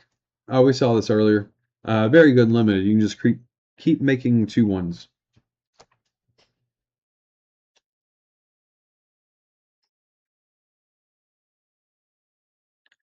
Baron Strucker, Hydra Overlord. More villain synergy here. So we've seen ETB triggers for villains. We've seen villain global buffs. And this is a villain reduced mana cost. Reduced cost by 1. Whenever another villain you control enters, you may have it connive. Do this only once each turn. More villain synergy there. More villain synergy. Wow. We've seen this one. That's a steal for 1 or 2 turns. We've seen Kazar. He lets you play extra lands off the top.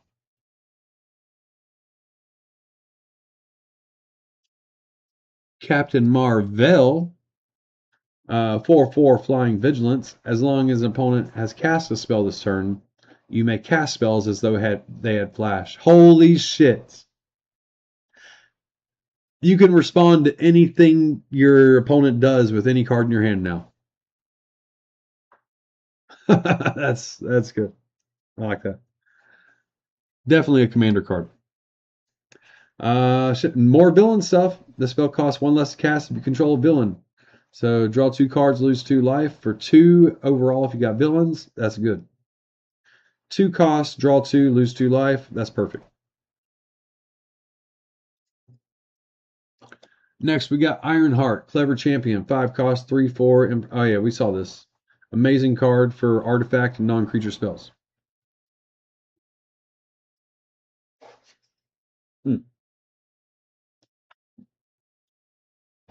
Oh, making progress, everybody. Let me twist this up real quick.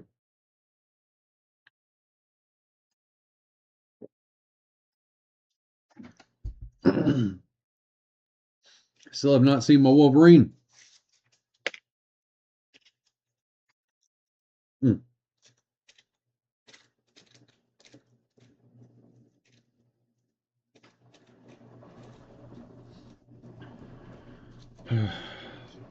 Now, I've been thinking about trying to put together a deck for Standard to go play Friday Night Magic at some places and stuff, but man, it feels like there's so many cards in Standard, I don't even know where to start. Yeah, I could just look and see. I'm sure people that play F&M are just using decks from online. I can look at some of those for a starting point, but I don't know. I still always like putting my own touch on everything.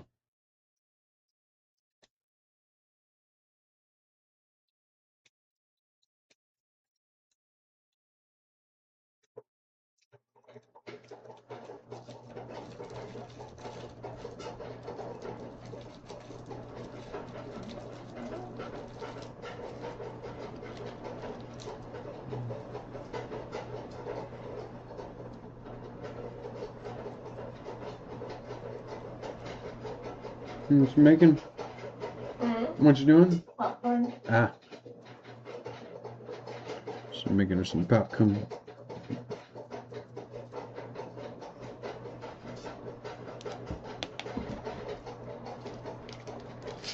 Alright, see what else we got here.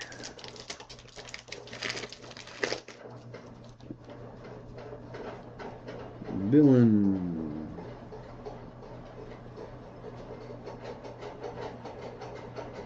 Oh man, there's some cards that are just fun to bounce up and down a lot. This one, when the center's target opponent discards 2 cards. Whenever a creature you control, that's a creature, by the way. So if you attack with 5, your opponent loses 5, you gain 5. Sorry, attacks alone. My bad. Ignore what I just said. Whenever a creature you control attacks alone. I thought it said whenever a creature you control attacks alone. Reading is fundamental. Target opponent loses 1 life, you gain a life.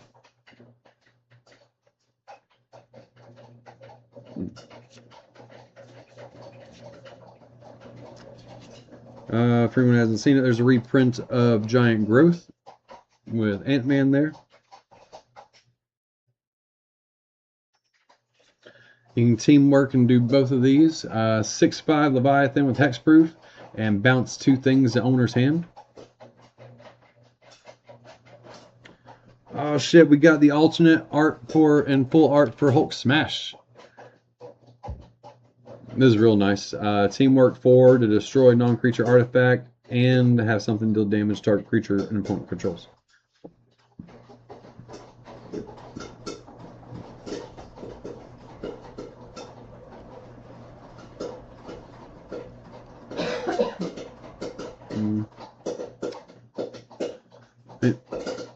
Thirst for Knowledge, decent for limited, but honestly, there's a lot more draw cards for 3 mana that you could use than this.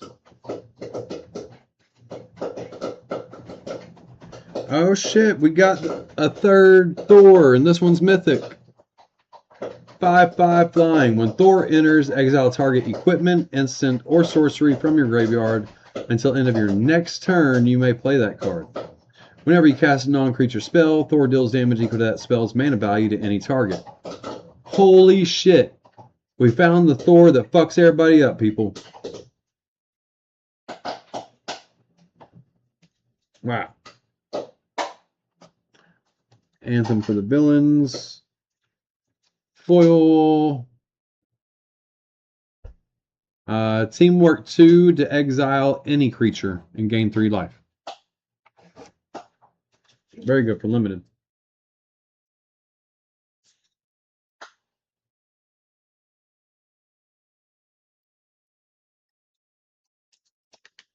Oh, let's see.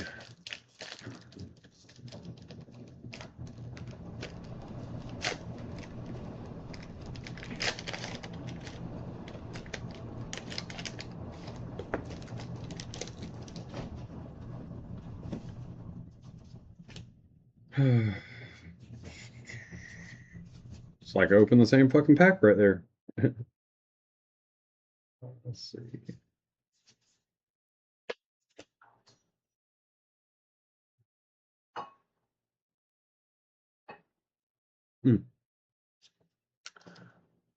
Not bad right here. Hellcat, Undying Vigilante, Human Hero. 2 mana, 2/2 haste. When it dies, it comes back as a 3/3. I mean, not the worst thing in the world. Definitely good for limited.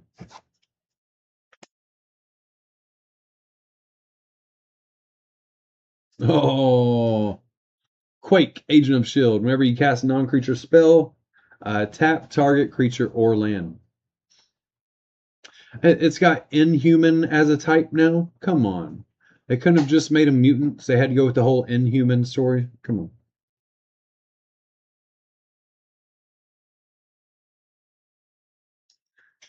Hey, Atuma. It's a global for Merfolk. +1 to all Merfolk.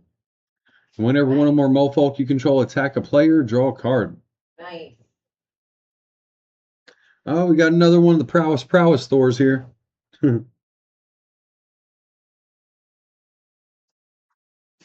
Oh, Mole Man.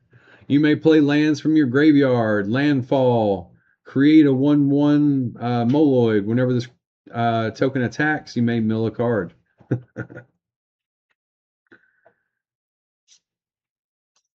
Sorry, I left you. It's fine. You go ahead. You got butter hands for a bit. Exactly.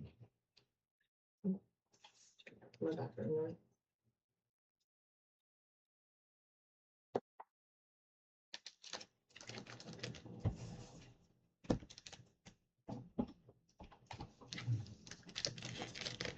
They're not in any order. I've just been putting them in. That's fine. I'm just letting you know. Mhm.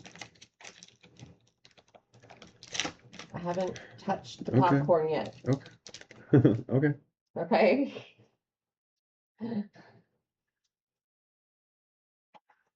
I know better. There's the insect token for those Ant-Man people.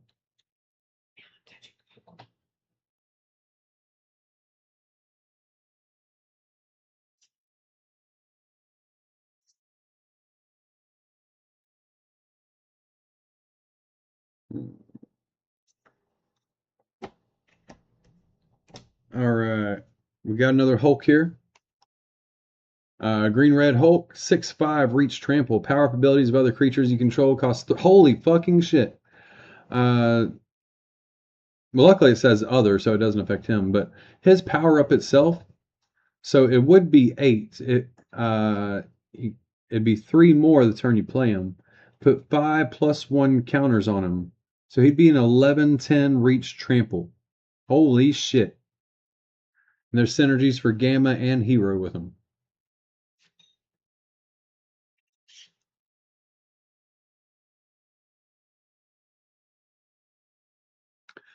Let's see, this is a nice one right here. Hawkeye, Young Avenger. 2/4 reach. If a source you control will deal non-combat damage to an opponent or a permanent an opponent controls, instead deals that much damage plus X, where X is Hawkeye's power. Now, so keep in mind all the different things that say deal. You can tap it, deal 1 damage to a creature or a player or anything like that. This would all be plus her power. You can put counters on her or equipment or auras and bump the shit out of that power, and you could quickly make her kill everything there is.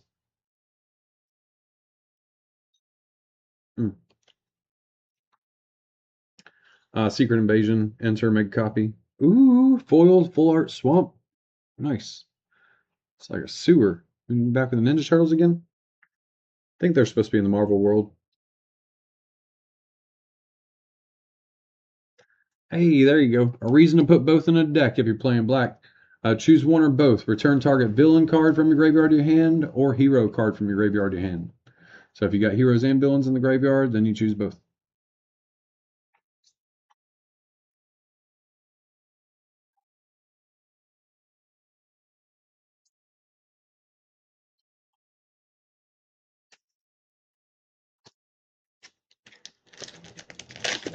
Hmm.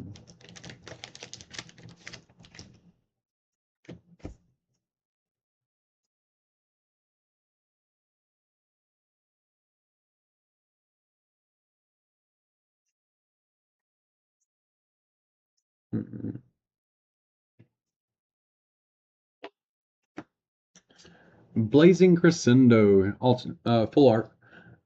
2 cost, target creature gets +3/+1 till end of turn. Exile the top card of your library. Until the end of your next turn, you may play that card. So at first it reminds me of a 1 cost +3/+1. It was Titan Strength or something like that. It had Atlas pushing a boulder up a hill. But it gave 1 cost instant target creature got +3/+1. That was amazing for red and standard at the time. But this one right here, the card advantage that it gives, to give a creature +3/+1 and exile a card until your next turn. So you got plenty of time to decide if you want to use it or not. And it could be your land for turn as well. Villain hideout. Ooh. Full art Madam Hydra. Again, going into villain synergy. Whenever you cast a villain spell, create a 2/1 black villain creature with menace. Wow, cast trigger. Cast triggers are amazing because they make control players cry. Control players want to counter or kill 1-for-1, the stuff that you do. So if you get free shit just for playing cards like this, bam. Especially if you got all the villain synergy going on.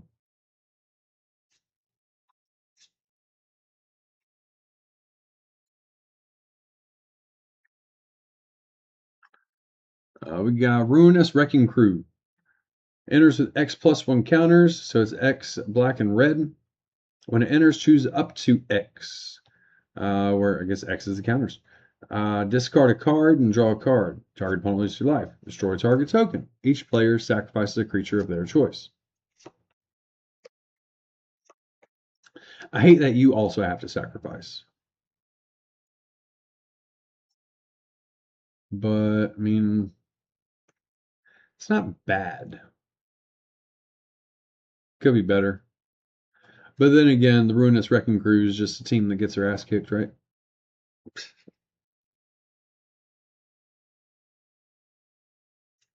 Here's a foil super suit. 2 cost enchantment enters and automatically attaches, untaps and attaches for a flash. A foil forest as well. It's all right.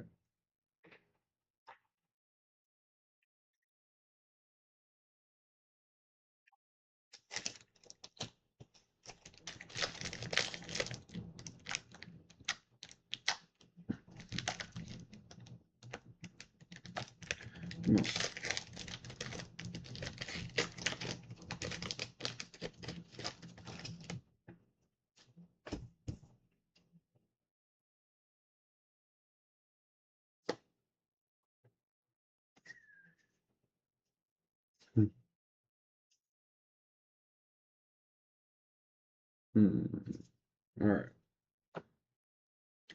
The uncommons, we got White Tiger, Aba Ayala. Power up, put +1 counter on White Tiger, and create the Tiger God, a legendary 4/4 green cat god. Can't be blocked by more than 1 creature. Very nice.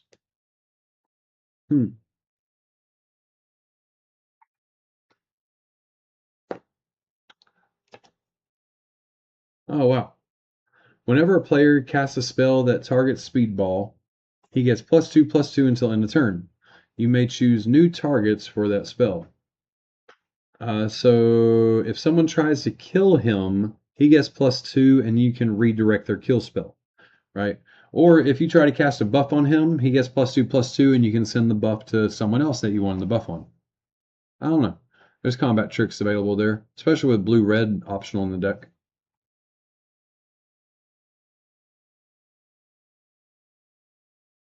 Oh, nice.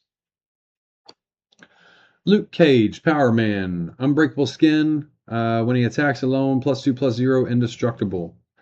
Now, shit. So 4/5 when he attacks alone. So you just put a lot of shit on this, and he's indestructible when he attacks alone.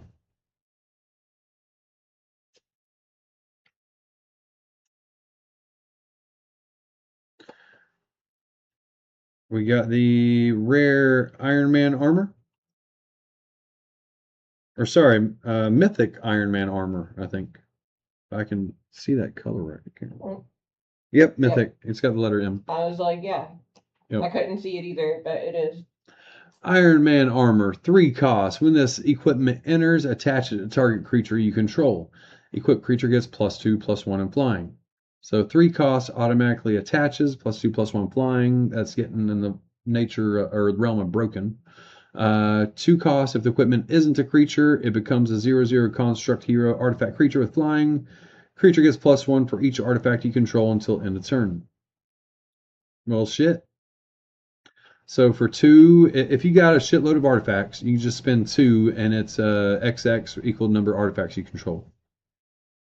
It's not bad. Not bad. If only I could give plus that'd really make it broken. But still, just coming in on turn 3 to automatically give whatever creature you play on turn 2, flying in +2/+1.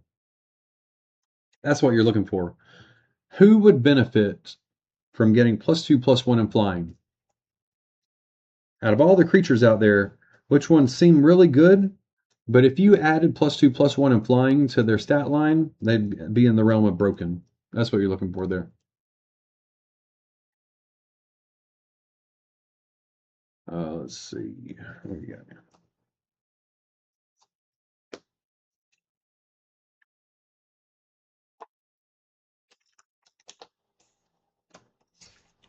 Do you have Wolverine?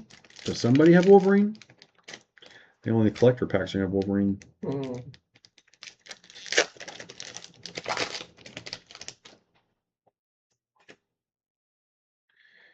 Carrier, Death Strike, Great Brother. All right. We got Kane, Temporal Tyrant. When he attacks, he connives.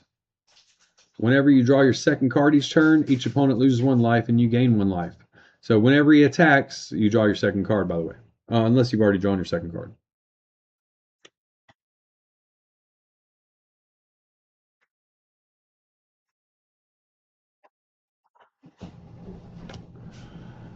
All right. I mean, you can make stuff happen with this, but it's like you got to survive while you're setting up this combo. A Hex Magic, exile cards from your hand, draw that many cards until the end of your next turn. You may play cards exiled this way. But it's like while you're floating these cards around, setting up future cards to play, how are you surviving? That's the important part. Answer that question, and it's an amazing card.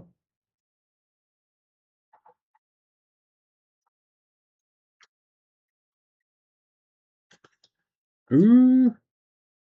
Captain America, Wings of Freedom, 3/1, first strike, flying, ward 1. Whenever Captain America attacks, each other hero gets +X/+X, where it's his toughness. That's right. This one we said that the shield goes on. Oh, I love this guy too. Powerful Broker, Human Villain. For each kind of counter on target permanent or player, give that permanent or player another counter of that kind. This includes loyalty counters for planeswalkers, by the way. So that's actually multiple ways to increase counters on stuff that we've seen out of these cards that we've opened. That means you combine some of them together, and suddenly you're doing the planeswalkers ultimate on the second turn they're out.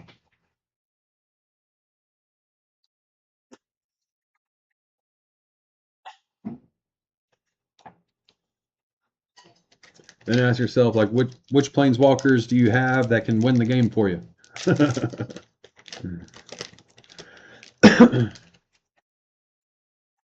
Or just do absurd shit. Earlier we had the sentry that created the void. There's the void. And the other side is a squirrel. Hopefully we pull Squirrel Girl. She creates those.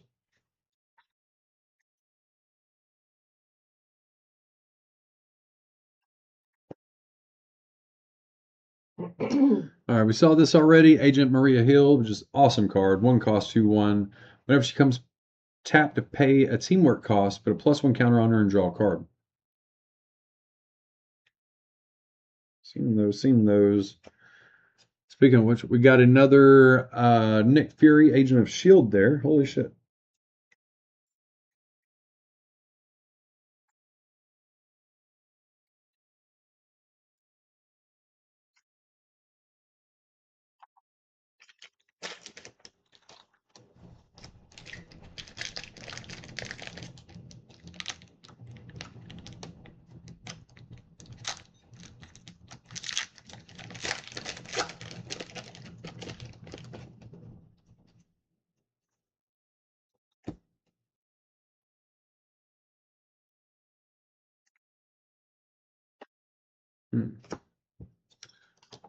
Crossbones.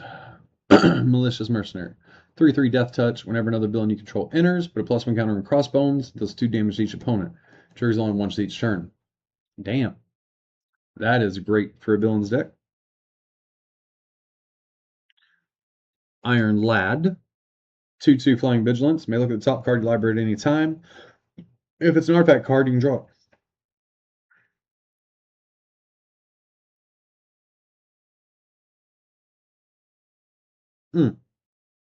Here's a 2-cost flash.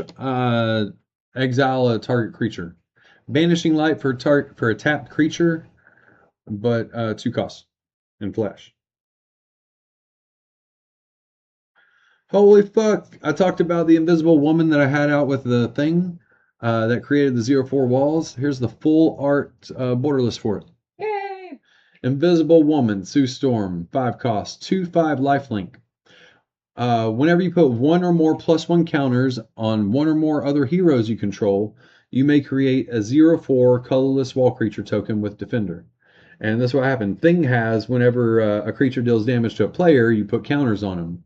And I had Ant-Man that couldn't be blocked. So Ant-Man would hit, Thing would get counters, and she would make walls.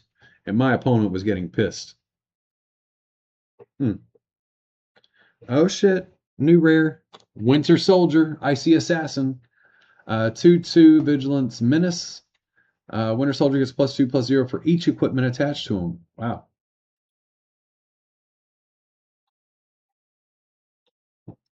For 5, you can take him from the graveyard to the battlefield with finality counter and attach equipment. Damn.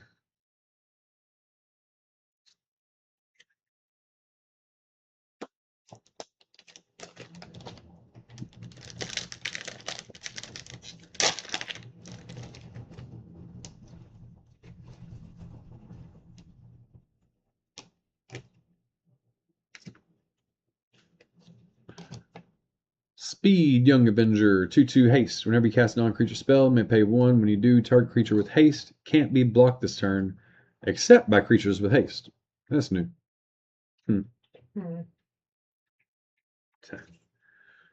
Too evil to stay dead. Teamwork 4. Choose target creature card and your graveyard mana value 4 or less. If the spell is cast using teamwork, target creature card in graveyard. Chosen card from graveyard to the battlefield. Nice. Again, I talk about this cheating in the big ass stuff ways. Like again, we'll use Galactus as an example. It's a 10 cost, 12/12. When it enters the battlefield, you destroy target permanent, right? So let's say first few turns, you just mill that shit in your graveyard or somehow you discard it. And then fucking 3 mana, teamwork 4, Galactus is on the fucking battlefield. That's fucked up. Hey, Tom. I mean, there's so many other cards other than Galactus you can do that with. I'm just using that as an example for stuff that's happening right here. You know, just sure. I mean, there's a few Galactuses, right? But like I'm talking, the one I keep talking about is here, maybe. Oh, I keep talking about this one right here, right? I know this one's just a commander card, but there's some in standard that can do the same, right? So just think that 3 mana card can put this from the graveyard onto the battlefield. All you have to do is get this into your graveyard. And there's a lot of ways to do that. But anyways, 12/12 flying trample indestructible. When it enters, exile target. Not even just short, exile target permanent. It's fucked up. But anyways, yeah, like you can get that with this 3-cost card right here. 10-cost creature onto the battlefield with a 3 mana sorcery. It's fucked up. There's a lot of cards like Galactus, but I'm just saying, like, holy shit. And this is now like the 4th or 5th way I've seen to do this in this set alone, to get the big stuff from the graveyard directly onto the battlefield. Oh, what do we got? This was real good and limited. Probably good in other ways too, especially if you want artifacts. Whenever a creature you control attacks alone, investigate, which means you get a clue artifact.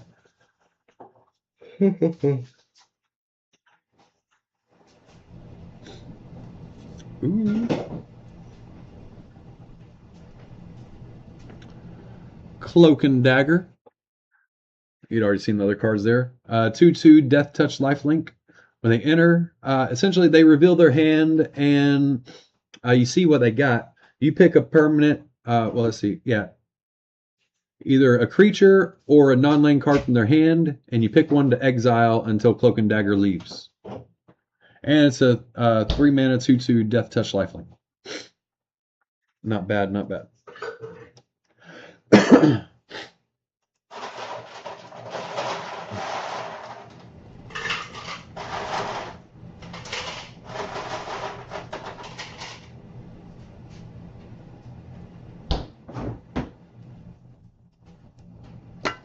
Do you want to start me a Tostinos, babe? Yeah.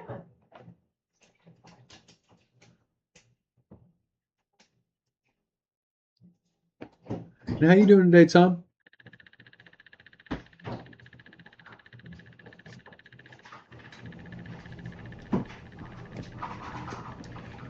Currently, I'm sad. I still don't have a Wolverine.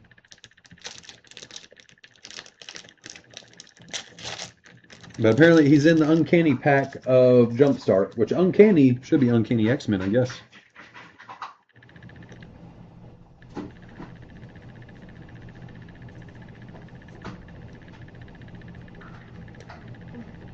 We got a War Machine. There we go. 1/3 flyer, begin combat on your turn. Another target creature you control gets +X/+0, where X is War Machine's power. Nice. Oh, sorry to hear that, Tom. But I'm sure you can go make that money.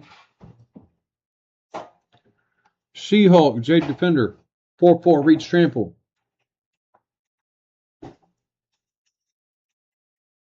Now in my sealed pack, I got the Jen Walters.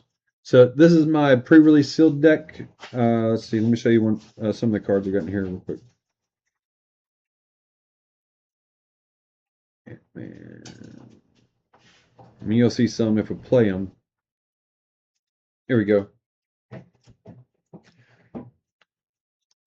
So right there, that one, She-Hulk, Jade Defender, 4/4 Reach Trample, power up, destroy artifact or enchantment, and +1 counter. That's very good by itself, right? But then we got Jennifer Walters here.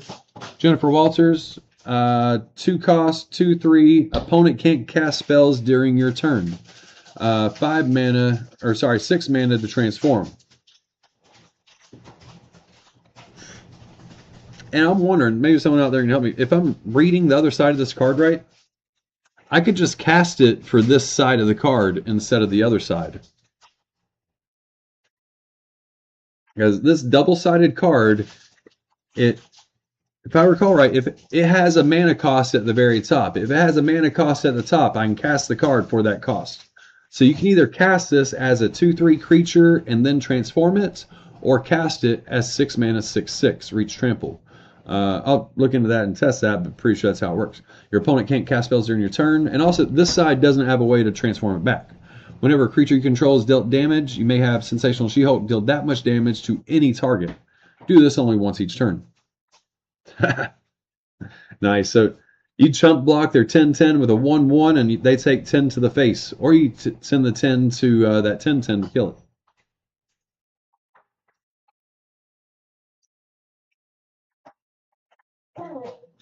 Oh heck yeah! Tom starts vacation one day.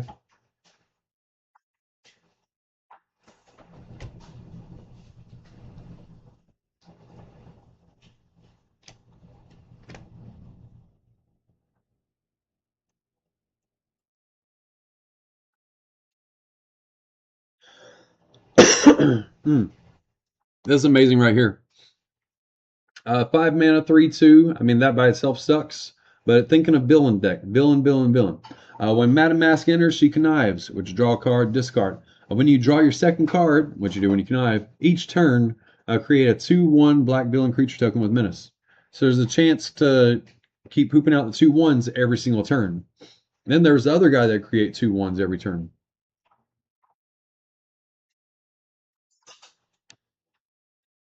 Oh my god, we got alternate full art of Storm. Hell yeah. The other one was just a normal card, right? Okay, so. Yeah. I forget. But yeah, 4/4 flying. Creatures with flying can't attack you or block creatures you control.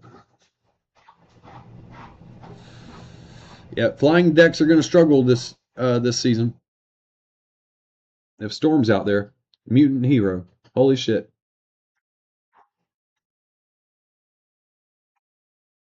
Yay! Foil super strength and foil full art mountain. Yay!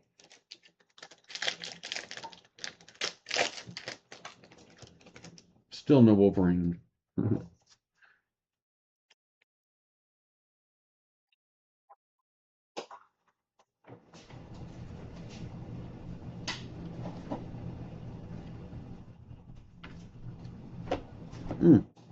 Hercules!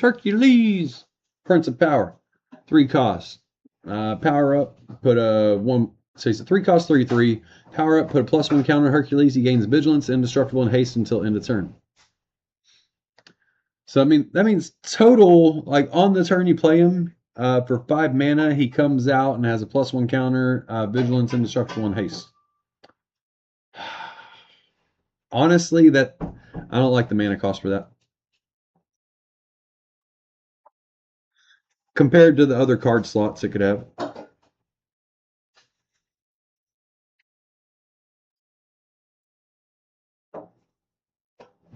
Holy shit, everybody. You put counters on Loki, and for 1 mana, you copy your spells that have mana value less than or equal to Loki's power. Currently 2. So currently when he comes out, you can copy any spell in your deck that has mana value 2 or 1 or 2. But then you power him up, he gets 2 counters. Then that's any spell in your deck that's 1, 2, 3, or 4 mana. You can copy it. Instant sorcery, that is. Then you can always find other ways to put counters on him. Or just fucking slap a piece of equipment on there to increase his power.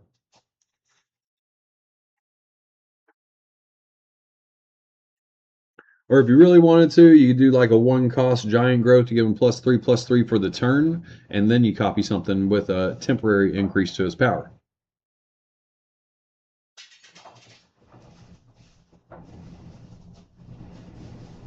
All right. So again, multiple times I keep talking about ways to bring stuff in from the graveyard. Here we go. Grim Reaper, Lethal Legionnaire. Whenever Grim Reaper attacks, you may pay 4 mana. When you do, return target creature card from your graveyard to the battlefield, tapped and attacking with a penalty counter. So again, first few turns, you're just milling the shit out of yourself, trying to put big shit in your graveyard, and you play shit like this. There's so many ways we've seen to cheat stuff in. It's ridiculous. Heck yeah, Yummy. I was thinking earlier, I got a lot of stuff to do on WoW this week. I haven't really touched it much. Oh shit, there's two Electras. I was using a red Electra in the Jumpstart on the stream the other day. Here's a mono black Electra. Oh, 3-cost sneak effect. Nice. Human ninja villain. Oh, that's important to note. She's a ninja with the sneak effect. That means she'd go into some Ninja Turtles shit too. When Electra enters, destroy target creature opponent controls with power 3 or less. It's pretty nice.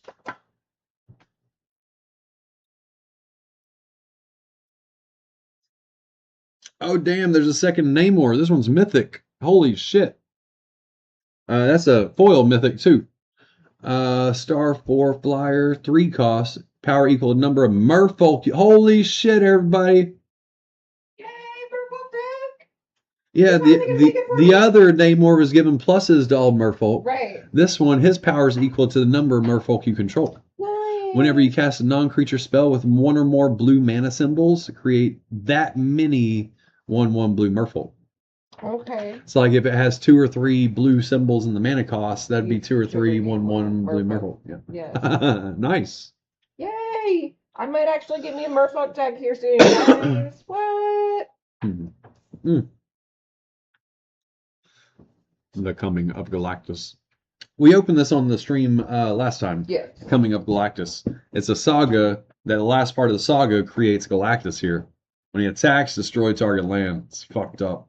Especially there's some ways to copy your triggered abilities in this deck. Or Reed Richards can copy triggered abilities twice or something. So like you destroy 3 lands when Galactus attacks. Wow, that's fucked up.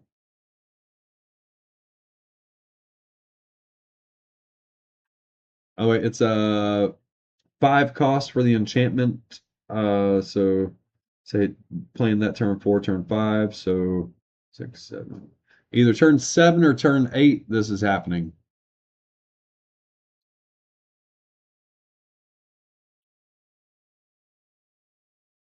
Just fucking Coming up Galactus. Watch out.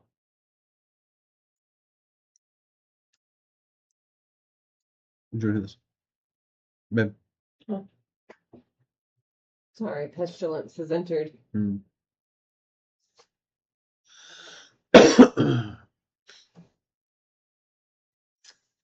Um, a bit, but I mean, you know, all the Ninja Turtles. The turtles are ninjas, also. You know, so they're not villain ninjas. So it's like all existing decks and stuff can get re-looked at and reevaluated with all these cards getting added. You know.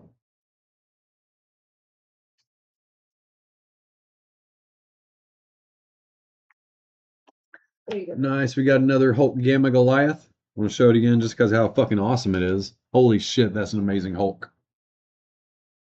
Just soak in everything on that card. It's ridiculous.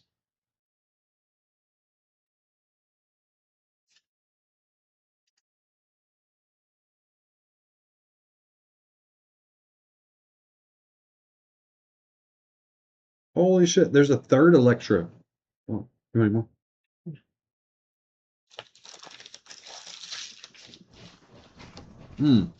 Look at that. That is beautiful. That is beautiful. That is a mythic, full arts, special style. Oh, that's Massacre Girl. That's a reprint of Massacre Girl, everybody. Holy fucking shit. I didn't know they were doing that.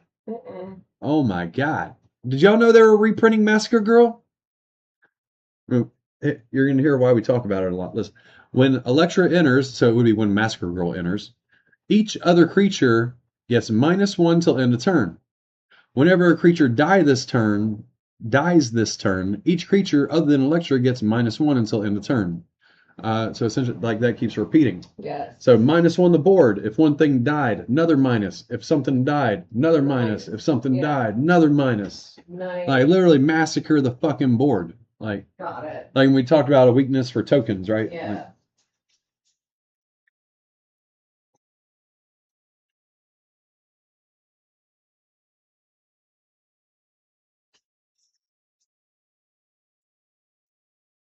Holy shit. I cannot believe they reprinted that. But like, that tells me that, like, where's that Wolverine I want? What the fuck? Come on, give me my Wolverine. You can give me shit like that.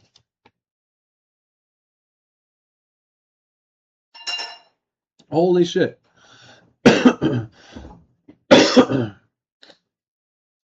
So,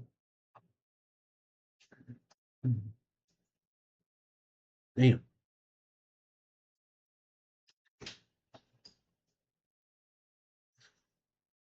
This is fucking crazy. 7 costs, multiversal incursion. Now I want to throw out, if it's a red-white deck and you have Scarlet Witch in there, like making this cost like 2 mana, right? So, well, shit. Then you're really reducing the cost of all your spells if you're doing that, because you'd be copying Scarlet Witch. But anyways, Scarlet Witch, remember, you reduce the spells that are 4 or more, the cost is reduced by Scarlet Witch's power. Anyways, for each non-token creature you control, so that'd be like Scarlet Witch or fucking anybody, create a token that's a copy, except it isn't legendary. So if you have a pretty good board presence starting to go, you just doubled that shit and you have a chance of winning. Oh, a rare red damage spell, 3 cost. Avengers Disassembled. Let's see. Choose one or both. Avengers Disassembled deals 3 damage to each creature. That is amazing right there. 3 cost, 3 damage to the board. That, like, on curve, that saves you. Or destroy target land. Its controller may search your library for basic land. Nice. Nice. If they're a multicolored deck and like they got 1 land that can tap for any color, or three or more colors, especially in this Fantastic Four shits, then you destroy the shit out of that and they get a basic.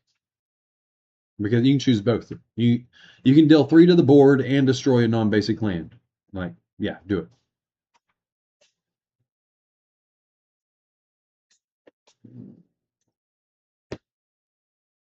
Damn. That belongs in my Nick Bolas deck, by the way. Oh, yay!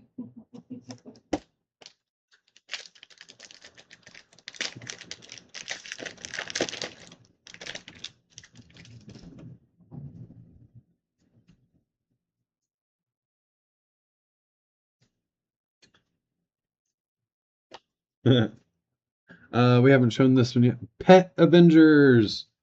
Yay, 4/4 reach. It's a dragon, cat, dog, bird, frog hero.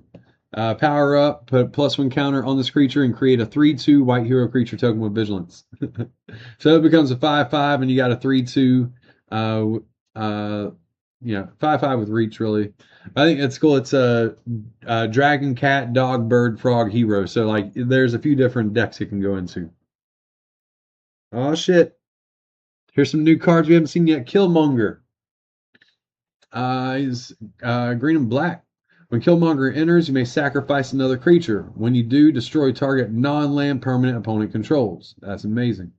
As long as there are 2 or more creature cards in your graveyard, Killmonger gets +2/+1. Hell yeah. So overall, you become nice. Fuck yeah. Oh, here's another amazing one. Red Guardian Super Soldier. 2/2 flash. When Red Guardian enters, destroy target creature and opponent controls that dealt damage this turn. So you play this their second main phase and you destroy something.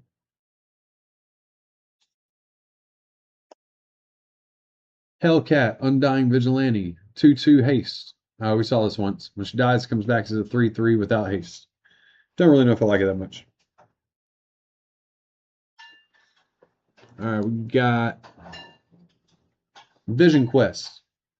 X blue red. Search library and a graveyard for an artifact creature card with mana value X or less and put it onto the battlefield with X additional +1 counters on it. If X is 4 or greater, it gains haste until end turn. If you search the library this way, shuffle. Holy shit. Yeah, that's amazing. You can just search your library for any artifact creature card. I mean, it seems like red-blue is a lot of artifact synergy card right now, so, damn.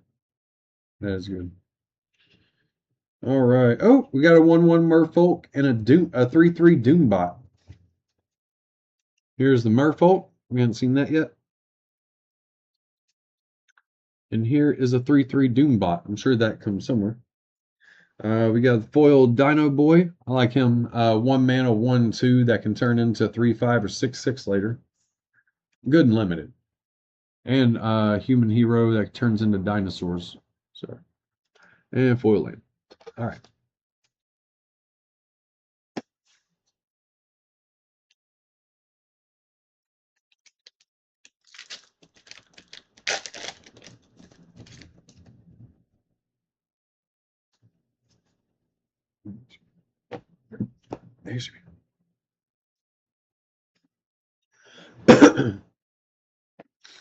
All right, this is a very good card, especially when paired with the 1-cost Super Genius.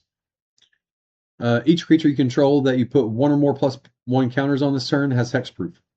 Whenever you draw your second card each turn, put a +1 counter on Kid Loki.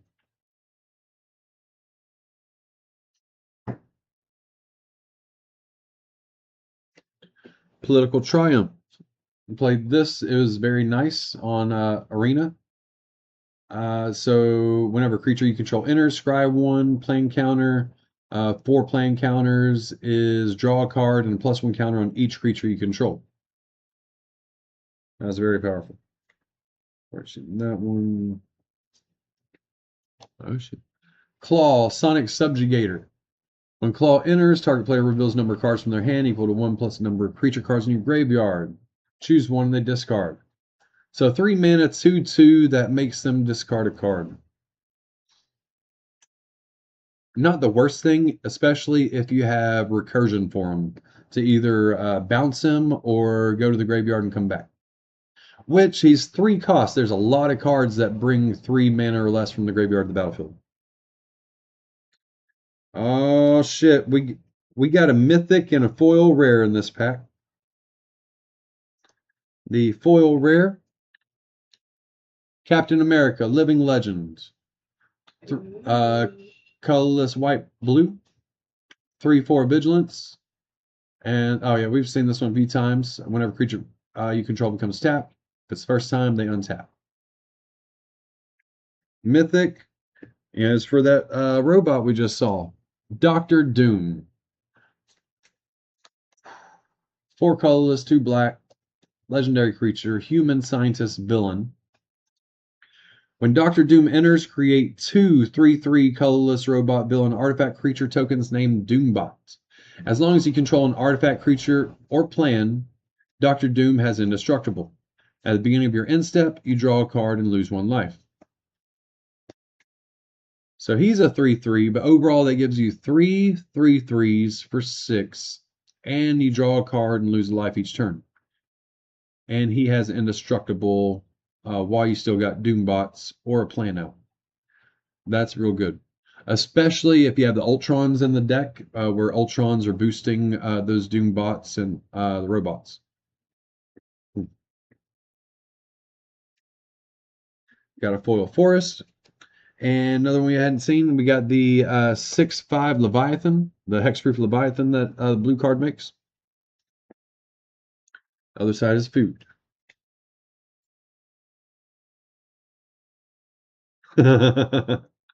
Hey Don, welcome back. There was a lot of tags. What?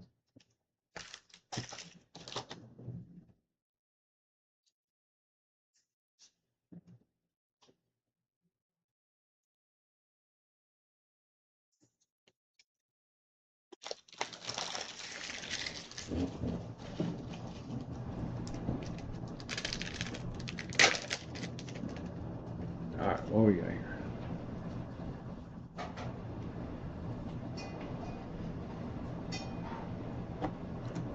All right, Echo Perceptive Prodigy. 1/4 vigilance. Spend 1 copy. Target activated or triggered ability you control from a creature source. You may choose new targets.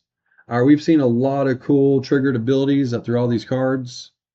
For 1 mana, you can copy that fucking shit. That's fucked up. You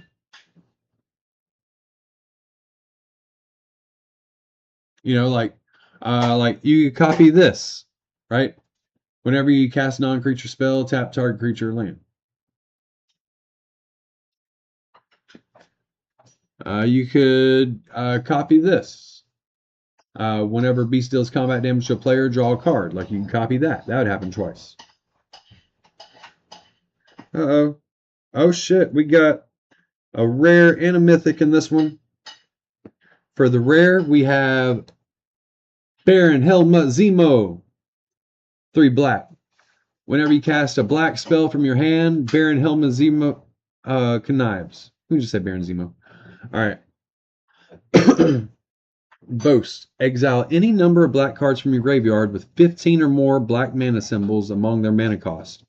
Copy those exiled cards. You may cast up to 3 of the copies without paying their mana cost. Holy fucking shit.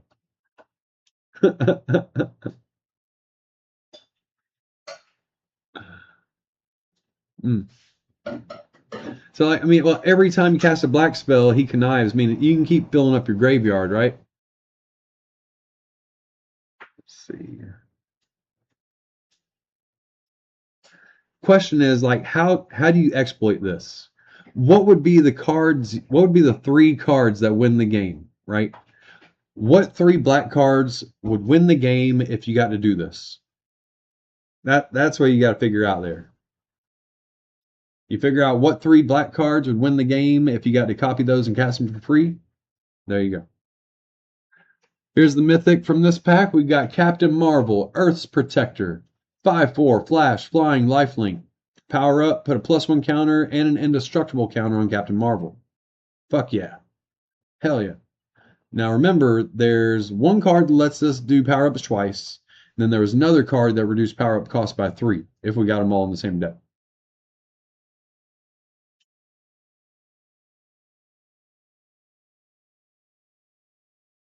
Here's a nice foil. 2 cost, Dark Deed, -4/-4. 2 costs is a good thing for that for instant. Here's the 0/4 walls that that Invisible Woman makes. And here are the 1/1 aliens. They come from somewhere. I forget. Maybe Mars.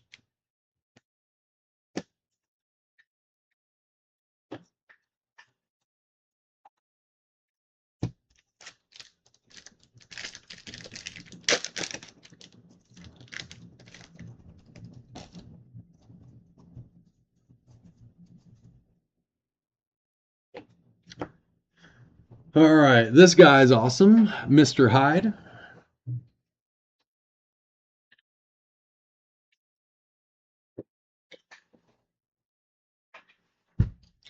Every single turn, you get to choose.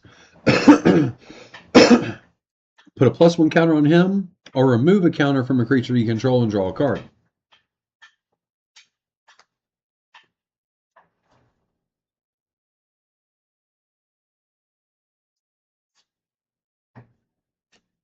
We've seen those, we've seen those, we've seen those.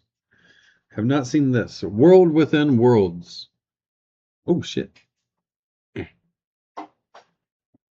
7 cost. Exile all creatures. Each player may put any number of creature cards from their hand onto the battlefield. Then put all cards exiled this way into their owner's hands. Exile Worlds Within. Oh, Worlds. All right. I mean, it really screws over a token deck. But maybe this is where you slow play it. You try to keep all your creatures in your hand for a while. Everybody else poops out their stuff. You cast this, and you vomit your entire hand onto the battlefield, and all their creatures go to their hand. So then they got to get the creatures out one at a time. Honestly, I think it's too expensive for all that. But, I mean, it's stuff. All right, Wolverine, what you got for me?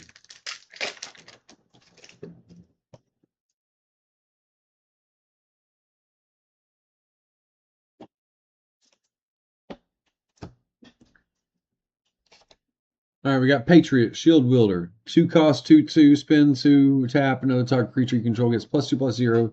Gains Hexproof. That's nice. You can keep people sweating. You always keep up 2 mana in this guy.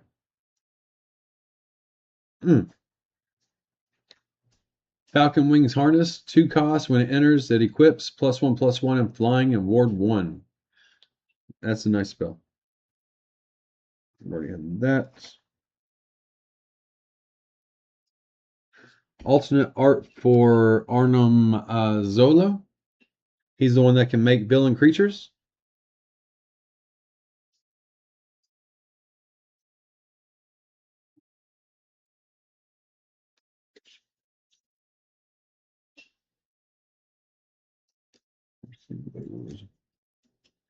This time we got the Serpent Society. Serpent Society, 3 costs, 3/4 Death Touch.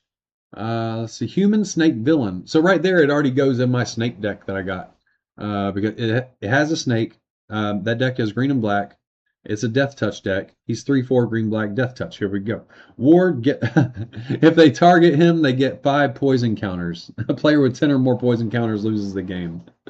Whenever another creature you control with Death Touch dies, each opponent sacrifices a non-creature token of their choice. I love it. I love it. This is gonna piss everybody off. First, they're gonna be like, "Oh, we don't use poison counters." I'll be like, "All right, all right." But then they're gonna be like, "What? Now we gotta sacrifice our shit?" I'm like, "Yep, that sucks." But, okay. All right. Last pack out of these.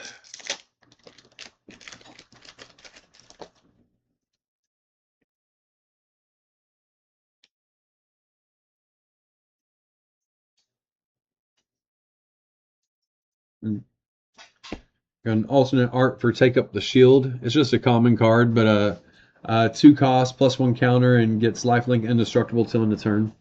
It's actually very good for being common.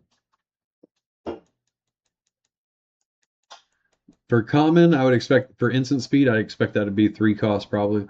But 2 costs, you get a counter, lifelink, and indestructible. There are a lot of situations there, so yeah, it's a pretty good card for a common. Take Up the Shield.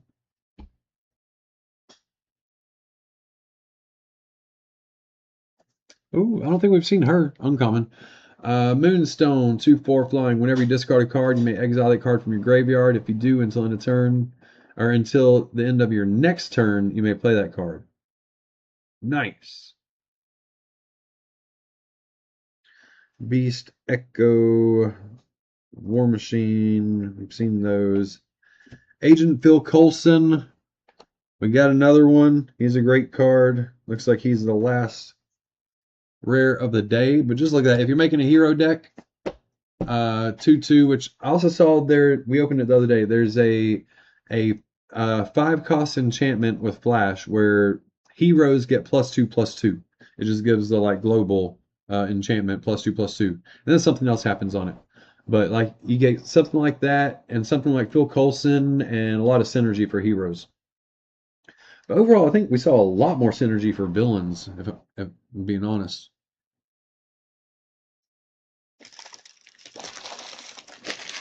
I mean, the villains need it. So honestly, I think the hero cards are probably a little stronger. But yeah, the villain cards buff up a little more, I think. Now let's see. I got some jumpstart packs I'm going to open here. I'm not going to break open the seals. I just want to see if I have Uncanny. So apparently Wolverine should be an Uncanny. All right, these are jumpstart packs. We got Wild.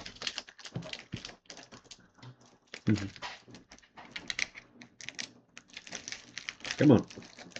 Open, says a me.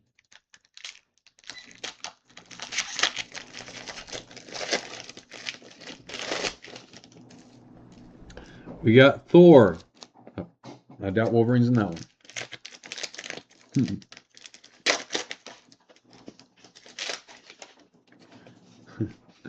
Street level villains.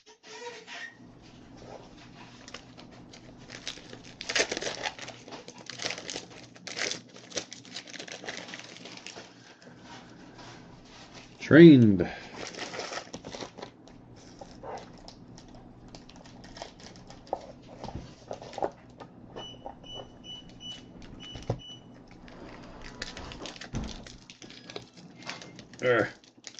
Doesn't want to open. All right, next we got what? We got Atlantis. Oh, I bet that has a lot of Merfolk stuff for her. She'll like that. Oh no, we haven't gotten in Canny yet. Not yet. Oh my We're god. looking for it. Might be cracking open those other boxes. Check those jumpstart packs.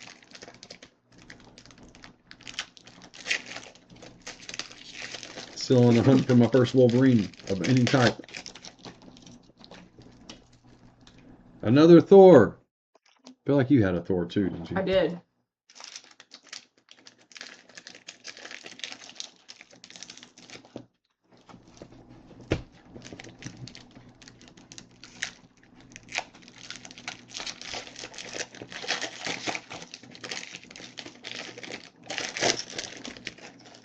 You want to open up that beginner box? What's that one? Before you Oh, pop it open. my bad. Hydra. I don't know why I was doing that. I was just caught in the moment of not getting Wolverine. Okay, we got one more, right? Yeah.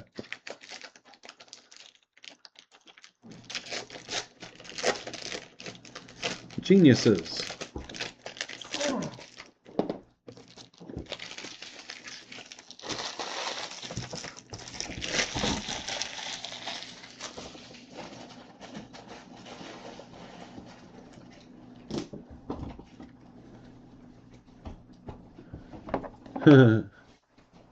You talking about these cards? These are jumpstart packs, Yami. You know how on Arena there's the jump in where you pick you pick a color combination for half your deck, then you pick another one for the other half of your deck. You can buy packs like that. These are pre-seeded 20 card packs. It's like 12 non-lands and 8 lands typically. Sometimes it's 1 plus or minus depending on the type. But like I've had a mono red that only had 7 lands, and then yesterday I had one that had 9 lands. But each of these are 20 cards where any 2 of these combinations make a deck, right? So this is a deck, and it can play against this one, it can play against this one, and it's like it's randomized. So my wife and I will just take these and we'll make random ass decks and play against each other, you know. But yeah, that's fun from time to time. Oh look, start here, do not shuffle. Wow. We got card draw and Hydra. And this is a beginner thing, right? Yeah, so there's the quick guide to the Iron Man. Uh-huh. Quick guide to the Captain America. Rules reference guide. Yeah, this is the can I see the lid right there? Yeah. Right, this is the Superheroes beginner box right here. I got it because it had 8 jumpstart decks. Are they underneath that? I'm still digging. Yep. Playmats. Oh yeah, there's play mats in it that have like the areas that you put stuff in it, so it teaches you how to play it. Well, it's cardboard. Playmats. Yeah, kind of like a Monopoly board. Yeah. So see, it's got a spot on it for library, graveyard, your creatures, your lands, exile, your life total. You know, so he kind of gives an area a spot to play. And we could probably put 2 of these right here side by side and have room for everything. We'll do that next time. Yeah. Can you set this over there out of the way, please? Oh, yep. I don't know how durable they are.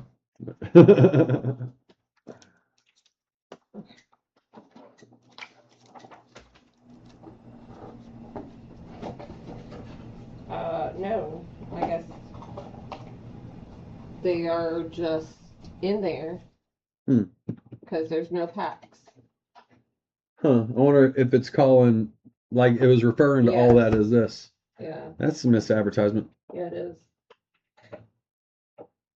I was worried about that. Well, I said from the beginning that I was concerned about the wording on here, that it had 8 jumpstart decks. Because like it says 2 instant play decks, which that's what these are, right? 2 learn to play guides, those are, and 8 jumpstart decks. But I mean 8 jumpstart decks, that would be 20 cards each. So that'd be 160 cards. Right? I did that math right. Yes. Yes. So I'm sure that's not a hidden compartment or anything? No. Tokens and yeah.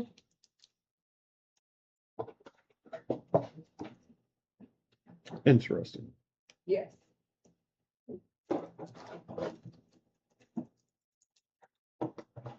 It says start here, do not shuffle, but right. So, like, let's open it. But like that does that mean we're supposed to play without the fucking sleeves? Or that's rough. Well, we'll play these on another stream. Okay.